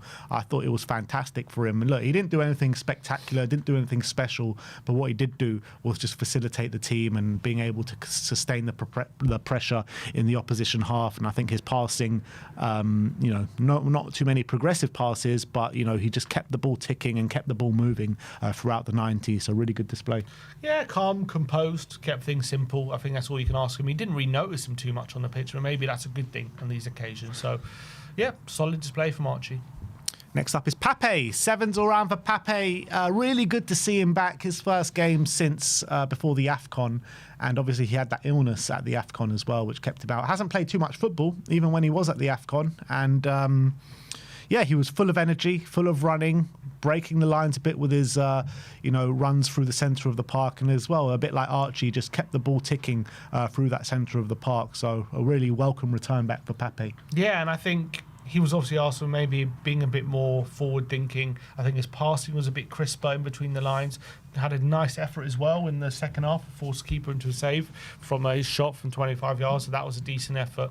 And yeah, I think we've, with him in this kind of form, I think he's been missed, to be honest. I actually think as well this double pivot role suits him, double pivot in a 3-4-3, because it just gives him that ability to use that running power that he's got to get back and forward, and I think it was good. You look at it, that's where he made his name under Conte. It is. That's where he first came into the side, and everyone's like, we can't get Pape out the side. That game in the San Siro. Yeah, exactly. You guys have given him a 6.9, so very close to the 7. Next up is Wilson Odebear. Sim gives him a 7. I gave him an 8. So dangerous in that first half. Had an amazing shot that rifled against the post. And he's just getting closer and closer as each game passes. He's getting better and better. You can see the confidence. He's getting so much more confident as each game passes. And yeah, I'm loving him on the right-hand side. And he's filled in for Kudus so well, hasn't he? He just looks such a threat. Yeah, and I think he's growing so much more as a goal threat as well. As you say, he's taking more shots. He's becoming more confident. He's taking more people on. He's using that space ahead of him and that speed. He's got that agility. He's fantastic. And you can see him weave in and out. And I actually think on the right it suits him because he's not a player who takes too many shots, but it looks like he's cutting in and really trusts his left foot, because he's had a lot of good efforts now on his left foot, which have been very, very close to scoring. And he hit the post on this occasion. Really nice effort cutting inside. But it's almost like if he's showing defenders that you can't just show him on the outside, because obviously he's comfortable to go on the outside to the byline and get across it and create chances that way, which he obviously got an assist from against Burnley. But he's showing defenders, if you allow me inside, I can use my left foot as well, and I can also be a danger. And that's something as well in his repertoire and his armoury, which he's clearly very dangerous at. And he's growing in confidence game on game. Got to remember still how young he is, and clearly there's so much talent there. And I can't wait to see him, when he starts reaching his peak and his very best, because I think he's going to be a great player for us. Yeah, 7 out of his 8 dribbles was successful yesterday. There you go. Which shows you how dominant he was on the ball. Can't handle him. He's just got that explosiveness about him as well. I just love it. Like, you sometimes feel like the defender's going to catch up to him, and then he just has that extra burst. I think the key thing for Odebear is he's always looked exciting, right? And he's always looked like he's a player who can make something happen. But now he's actually making things happen, whereas before it looked like he can make something happen. Absolutely. And now he is making things happen. Absolutely. We always said, like, at the beginning of the season, like, Odebear's looking dangerous, but when it comes to crunch time, he doesn't have that end product. But he's starting to add that now for sure. You've given him a 7.8, so very happy with Wilson's performance. Next up is Javi. Sim gives him an 8. I gave him a 9. I was mesmerised by some of the stuff that Javi was doing on the pitch yesterday. So dominant. Everything that was good that was coming from open play was coming through him. Their defenders and their midfield just couldn't handle him. They were forced to just foul him. They were crowding him out, and he was weaving his way out. He either weaved his way out and got the pass off, or they fouled him. It was one of the two, and they just literally just couldn't handle him. The only thing missing from his game yesterday was a goal, I think. Yeah. And it was a very good display. Yeah, fantastic. He really ran the show yesterday, yet again, in that number 10 role, kind of just floating to the left, to the right. Just they couldn't get near him. A brilliantly floated ball as well to Romero for the first goal. And his set pieces were also pretty good, apart from the fact sometimes he took them short. I didn't understand. Whenever we put it in the box, we seem to be a threat, and then we play it short and it's not as effective. Sometimes we played it short and whipped the cross and it was still dangerous. Yeah, I always felt it was more dangerous when we put it direct, but I guess you've got to keep the opposition guessing, so I guess that's the idea. But I thought, yeah, really exceptional. I thought a lot more quality again with his passing. I felt against Burnley a bit more, it was a bit too careless, but that was out of his game. And he's so good at winning those free kicks in and around the box. They just forced to drag it out. I think he won 5 fouls yesterday. Yeah. And that just goes to show how effective. Not only is it good at getting us, first of all, I think he won the free kick, which we then ultimately scored from. So he's good at like getting situations where we can actually hurt the opposition because we're good at set pieces. But he's also very good at just relieving pressure when we're in trouble. He can buy a foul like nothing else. So that's also really, really positive. Yeah, fantastic. Absolutely fantastic. 3 out of 3 successful dribbles, 5 fouls won, like you mentioned, and 93% passing actually as well. There was that one moment in the second half where he had like 3 players around him and he like pirouetted and he just kept it away from all of them, and found Moani as well with a pass. It was brilliant. He just looks so at home in the Champions League. That's the thing. We need to get that in the Premier League, and then we've got a real player on our hands. 8.6 you guys have given him. And last but not least, in the starting lineup was Randall Kolo Muani, 7s all round. I think we predicted him to be on the bench this game, didn't we? And Solanke starting. So Frank changed it up. He puts Muani in, which is no real surprise when Solanke's on his way back from a long injury and he played 2 games in the space of a week. It was a big ask probably to get him to start 3 games. So Muani started with all the noise around his future and everything. And I thought in the first half, he was actually a real threat. Like, the biggest criticism I've had for Muani over the last 3 or 4 games is you just don't notice him. Like, he's no threat. He's backing out of things, but it looked like he really wanted it in this game. Maybe, he was booed by the Frankfurt fans, and maybe that gave him a bit of a spring in his step and everything like that. I felt like he actually wanted it yesterday, and he was actually playing with a bit of intensity. And he got his goal, which is fair play, right place, right time. Had to put the ball in the back of the net, and he did. I felt towards second half he wasn't as much of a threat he was as the first, but credit where credit's due. Yeah, apparently he because of the way things ended, they're not happy with we're not happy with him. They boo him. I think they are big fans of the other strikers they've let go, like Marmoush and Ekitike. When it comes to him, they hold something against him. They got a fair packet from him. They did got a big packet, but apparently the way he forced the move out has left a bad taste in their mouth, so they booed him. And maybe he did play the point of proof, because literally within a minute he set up the goal for Xavi, and that was ultimately ruled out for offside. That was unfortunate, but you could see from the minute one he was lively, he was in the game. Some brilliant layoffs as well. I felt we were playing directly into him, and his layoffs were a lot better than they usually are, right into the path of his teammates, and set us up on good attacking moves. I felt Romero went directly to him on a few occasions, and it really paid off. And obviously a nice finish as well. It looks easier than it is. Romero puts it across, and it's slightly behind him, but he just is able to turn it home with a good finish, and on the score sheet as well, in a good timing for the goal, just when we needed it. So look, good performance. Whether that changes future at the club, we'll have to wait and see. Yeah. And the last player we're going to rate is Dom Solanke. Sim gives him a 7. I gave him an 8. Only gave him an 8 because, we came on and provided such a big moment for us. Sealed the game 2-0 and sent us into the last 16. And it was a top quality goal as well. Yes, it was a mistake from the Frankfurt back line, but he had so much to do, run in behind, get the ball, travel with the ball, and the top finish. We mentioned it last night, probably his best finish in a Spurs shirt so far. So I think that was pretty much the only moment that I remember him doing, but it's such a key moment and such a moment of high quality. I had to give him an 8. Yeah, you have to say it's been great having him back. I think he's made such a difference to our attack when he's been on the pitch. And yes, he got a bit of luck, didn't he, with the way it got through to him, but he still had to take in his stride, one touch and finish into the far corner with the keeper having no chance. And that's all he asked for, and he took it so well, like a striker who hasn't been away, essentially. You wouldn't know he was off the back of a 6-month injury, the way he took that. So that was really, really great. And I think he just adds something different to our attack we haven't had all season, which is real ability to hold the ball up. And I feel like before, when we've had Richarlison and even Moani, they've had They've tried to hold the ball up, and sometimes they do it and sometimes they don't. And I feel like Solanke's now we have Solanke, it's like he will do it. You just give him the service, he will hold that ball up, and it's so much easier to plan for that, because when you give it to Richarlison, it's basically just bounces off him. It's not even 50-50, it's maybe like 20-80 he won't do it. And so you have to prepare for the fact that he probably won't do it. So, will you make that run beyond him, or will you get in and around him when you know the chances are he's not going to hold that up. But when you've got Solanke there, it's almost like the players know he's going to hold it, so they get in the right position to basically to take advantage of that. And I think it just gives the attack such a different dynamic when you've got Solanke there. Absolutely right. And looking forward to his display this weekend against Man City. I think as well, he's such a striker suited to the way we're playing right now under Thomas Frank, isn't he? Yeah, and look, obviously, Ange wanted him to play a specific role, so I think he can fit in different ways of playing. Obviously, on the Bournemouth and Iraola, he scored loads of goals, didn't he? So I think we've got a good striker. I know last season it was very hit and miss when it came to in front of goal, but albeit he actually did end the season in decent goal scoring form before obviously the season ended. But look, I think everyone could acknowledge him last season, even in games where we weren't playing well. He just offers something very different. He obviously picked up that injury last season as well, that kind of stopped him, maybe hitting the numbers he should have.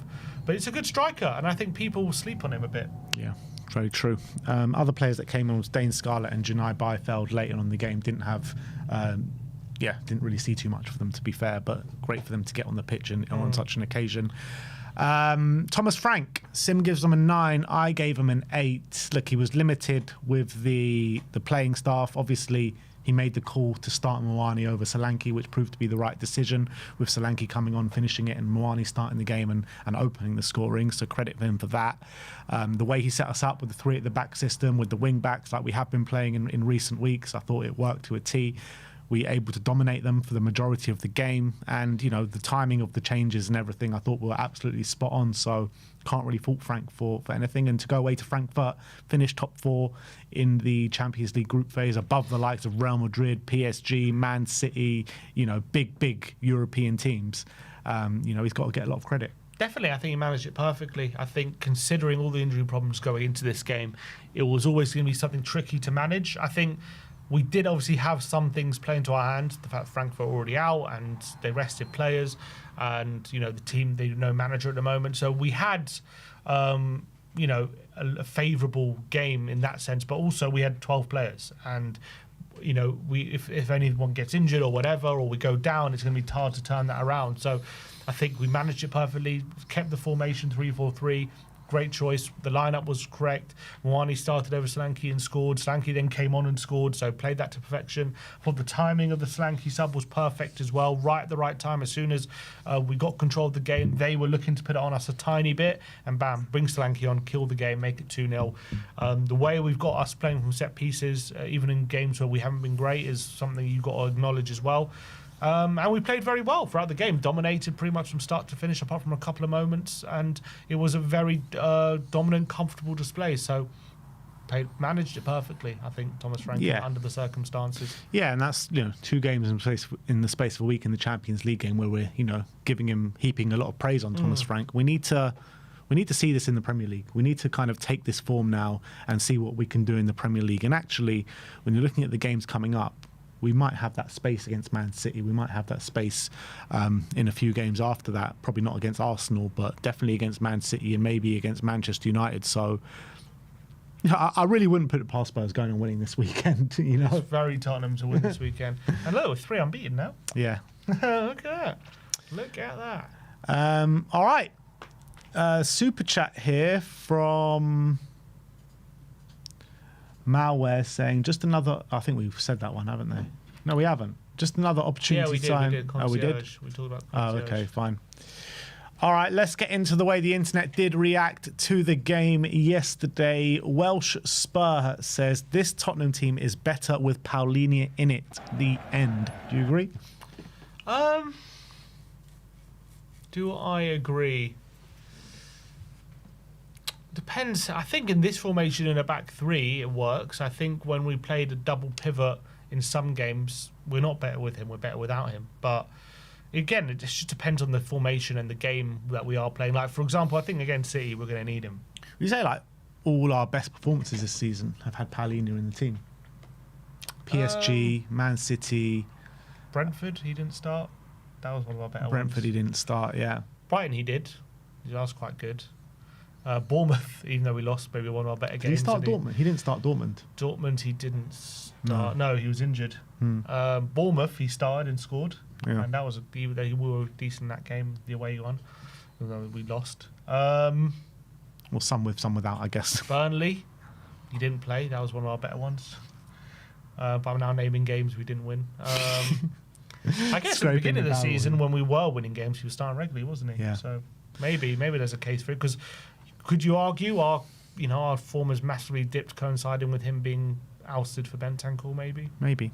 But it's not like he helped. Like we ousted him for a reason because it wasn't working. Yeah. That Fulham game he started, he was terrible. I just really like the dynamic with 3 at the back and him at the right of centre back. But then again, like, if Van der Ven's going to be fit this weekend, are we really going to go? We're really going to go for Paulinho in the back 3? Probably not. I'll probably start him in midfield though. But if Van der Ven isn't fit for this weekend, I would persist with Paulinho in the back 3. Absolutely.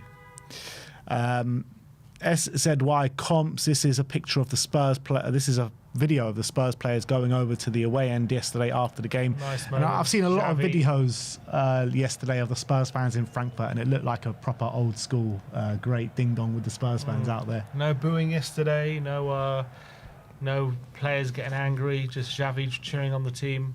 Have you ever known such a bipolar fan base than Tottenham? It's just like one game, yeah, We're the best. I love this team. I love everyone. And then the next game, these guts. I can't stand them. Can't stand any of them. Get them all out. Yeah. Oh, Good. But yeah, it was great to see. lovely for Xavi though, getting his moment and going over to the fans. He seems to be loving it in the Champions League, doesn't he? Yeah. In the fans, in the Champions League, he's got a massive smile on his face, and then comes to the Premier League. When he comes to Premier League, he's got this big frown, looks dead behind the eyes when he's doing an interview. Yeah. But Frankfurt away is always a great laugh. That's for sure. Lily White Rose, this is some stats from last night. Most successful dribbles, Wilson Odebear, 7. Most touches was João Palhinha with 127. Most tackles was João Palhinha with 7. And most accurate passes was João Palhinha with 102. So that's interesting. So Paulinho, despite Romero being the one maybe dictating the game, he was the one just had the most passes. So we went through him a lot. And it's very similar actually against Burnley. Danso was the one, remember, that had the most passes. Yeah. So that right centre-back role, clearly something that we focus on to progress the ball. Yeah, and as well because Porro's on that side usually. Obviously, he's not on that side yesterday, but Porro is obviously a very key part of the attack. No context, Thomas Frank. Thomas Frank seeing Arsenal winning the group, but then remembering he's Tottenham manager. Oh, Thomas. Oh, even after a good win, he can't avoid the Arsenal jokes, unfortunately. Poor guy. Is there an inside joke among the Premier League for players to name Premier League centre-backs in their teammates' comments or what? Like, what was this all about? So Tell commented Todibo to Jed Spence's... Yeah, I saw someone else doing this. I just don't understand it. Yeah, what's going on there? Is he saying he's as good as Todibo? Yeah, because Ekatike commented Gehi on a different post. I wonder what is going. Can someone explain it in the chat? Anyone know what's going on? Is this another 6-7 thing that means nothing? Or is there something else You've going started the chat off now. THSC report saying Javi Simmons, look at that cheeky little smile we gave the fans yesterday. I love it. Brilliant. Yeah, he was loving it yesterday. He's growing in kind of his character's coming out more now, Javi, more on isn't the he? pitch, definitely. 100%. And just look at this celebration as well. Was this for the offside goal? Yeah, this for the goal. So we did this whole celebration and it didn't even get allowed. But it was weird, like, it didn't go to VAR. They actually disallowed on the pitch, but we were just allowed to celebrate the whole way before being told actually this ain't counting. Like, how did they not be told before this? But anyway, Shane, that was a nice celebration. Yeah. All things THFC. Wilson Odebear completed 4 dribbles in the first half, which was more than the whole Frankfurt team. Wow. Yeah, he was hard to stop in that first half. Yeah, I mean, some of the moments in that first half were just pure electric, and we've been saying the same for weeks now with Odebear, so big up to him. Tottenham tweeted out saying, you can always count on João. Yeah, that's a proper right-back's heat map, isn't it? Yeah. Look at that. But it also is quite central, actually, so yeah, it's good. Covered a lot of ground, but yeah, you can see he really stuck to that role there, didn't he? But he also, look, he's not afraid to step into midfield. Yeah. Well, he is a natural midfielder. Yeah, so. I'm just saying he wasn't stuck to that right centre back Yeah. role. He was like comfortable getting quite high up. Javi Simmons put this, well, I think he put it in, but he says, nah, VAR and me, not good friends. I can understand that. Shame. Has he scored in the Champions League yet? Yeah, he scored a penalty. Is that his only goal? Has he not scored? Slavia. Did he not score? Copenhagen, I think he got 2 assists. PSG, Who scored against Dortmund? Romero and Slanky. Oh, Slanky, yeah. Trevor Lloyd says Tottenham Hotspur have the most clean sheets in the Champions League so far, but below Sunderland and Brentford in the Premier League, above PSG and Real Madrid in the Champions League. What a football club. Honestly, this club makes no sense. It makes no sense. I tell you, we're a social experiment, man. That's all we are. I think the simulator is running this season. We're going to relegate them and get them to win the Champions League. That's what they're Incredible. See how they react. Again, the Javi celebration.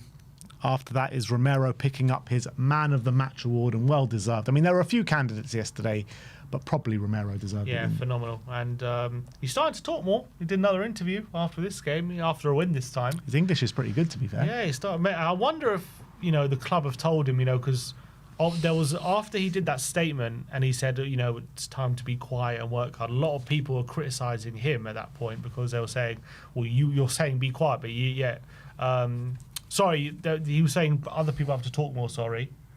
And people saying you don't talk after losses and you're the captain and we don't hear from you.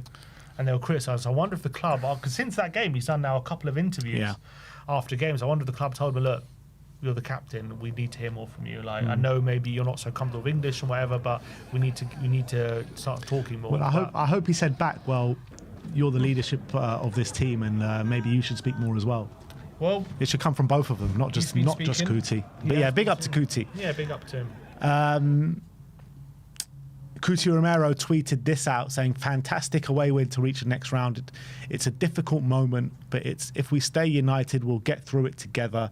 I just want to thank all the fans who travelled with us today away from home and always support us, and also everyone who stayed back supporting us. And yeah, I mean, I feel with Kuti, I've given Kuti a lot of criticism over the last year, back end of last season. This season, I've given him a bit of criticism. But I actually feel in the last few weeks, I've seen him really start to kind of grow into this captain role. Yeah, I mean, say that after Burnley when he made that mistake, but then he did save it with the goal. But it's a difficult one with Romero. I think, look, I've made my feelings clear about Romero. I love him. I think he's a phenomenal player. And I think he can be a good captain. So I think he is a good leader, but I just think the environment needs to be right for him to show his best, and sometimes the environment just hasn't been right here. And I think that's cost us, but he gets a lot of blame for that. And I understand it because, look, he reflects on him as well. When he makes a mistake, you can't blame the environment, but I do think that is just ultimately, I think if you put him in the right environment, like a City or a Liverpool or whatever, I'm not even going to say it, but when you put him in like a City or a Liverpool where they're just geared to win and everyone's on the same page and everyone's got this mentality and it's a better structure, I think he wouldn't be making as many mistakes as he is, to be honest. Potentially. This was Dominic Solanke on Instagram last night. Champions League top 8 secured. I'm not even going to pretend to know. Jiu-jitsu. There you go. Love that. Got the arrow celebration back out. Spurs Insider. Last 12 European games, 9 wins. Last 35 Premier League games, 8 wins. What a club. How does that make sense, man? What a club. What a club. No surprise that Frank is scratching his head. Spurs Army saying, now Jed Spence poked fun at Javi for celebrating despite his goal being disallowed. He just atted Javi Simmons says, bro, goal is disallowed, you so stupid, when Jed Spence was also doing that bloody celebration. Brilliant. Domino's poked some fun at Spurs yesterday, saying Spurs in the Champions League and Spurs in the Premier League. Yeah, pretty accurate. I actually think it's too well drawn, the Spurs in the Premier League, I would say.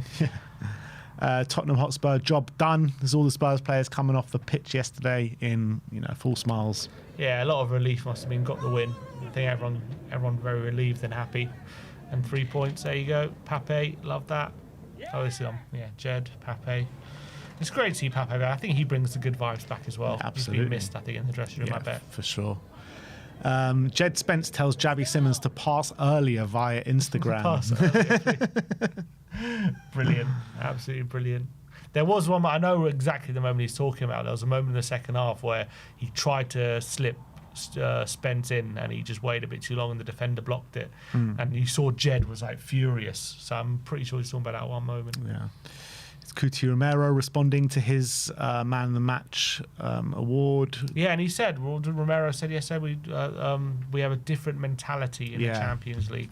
We play every game like a final. Well, I mean, it's what you want to hear in terms of how they do the Champions League games, but it's not what you want to hear going into the Premier League. You know what I mean? It's just weird, isn't it? Why is it? Is it just because when Europe comes around under the lights, it's just a different kind of vibe around it? Is it because it comes around every other week or whatever it is, rather than just so relentlessly?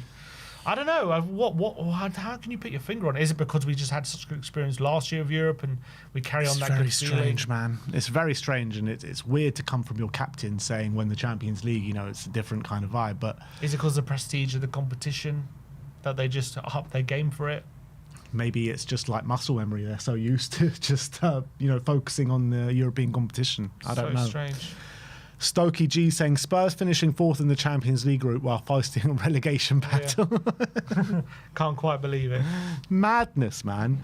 Billy T, big up Billy, says below Brighton and Bournemouth in the Premier League, above Real Madrid and Barcelona in the Champions League. Tottenham Hotspur, ladies and gentlemen. Yeah, it's crazy. George Achillia says Javi on Champions League nights just feels like a completely different player. Absolutely oozes in confidence and makes some really good runs that sometimes aren't being picked up. Otherwise, he makes some clever passes. In general, I think the fact European teams give us more time on the ball makes a huge difference. We need to work on creating that space in the league. Yeah, I think that's also... I think there's the space, and as well, I just think he has more options in the league, in the Champions League with the formation we're playing at the moment. So hopefully that helps him. Yeah. If we carry on playing this way, this formation, I don't see it changing, to be honest, right now. Yeah. All things THFC. This is going to be Wilson Odobert after he scores the winner in the Champions League final. Bring me that moment. I think it also is to be said, like Odobert, just shows so much more off the right hand side than Johnson does. As much as we criticise the Johnson cell, I've really liked what Wilson's brought to that role. He needs to add those consistent. It's kind of the opposite. It's kind of the opposite to Johnson, isn't it? Yeah. Albeit now he's getting more goal contributions. All of a sudden, it's like might just be better than Johnson on that side. He's showing more on the ball and threat, and he's providing actual end product as well. He needs to get those consistent goal contributions though. And this is the map from the game last night, and you could just see the domination apart from that little moment in the beginning or just after we got the goal. That was it. We got the goal and then we kind of just managed that moment. Once we got over it was only 5-10 minutes, bam, we started to dominate again. Well, that is it. That is the way the internet did react to the game yesterday. Hopefully, some more transfer speculation to get into later on today. But according to Levynomics, the figure of 42 million was underbaked, he says. 70 to 75 million. He says, depends on the value pillar, but I reckon it's something like 70 to 75 so far, including what's guaranteed for the next round. Wow. Well, let's hope we get some more transfer news and speculation. Two Matetas right there. Very, very soon. But that is it from us today. Thank you, everyone, for joining us. Like, subscribe, and comment. And as always, come on, you Spurs.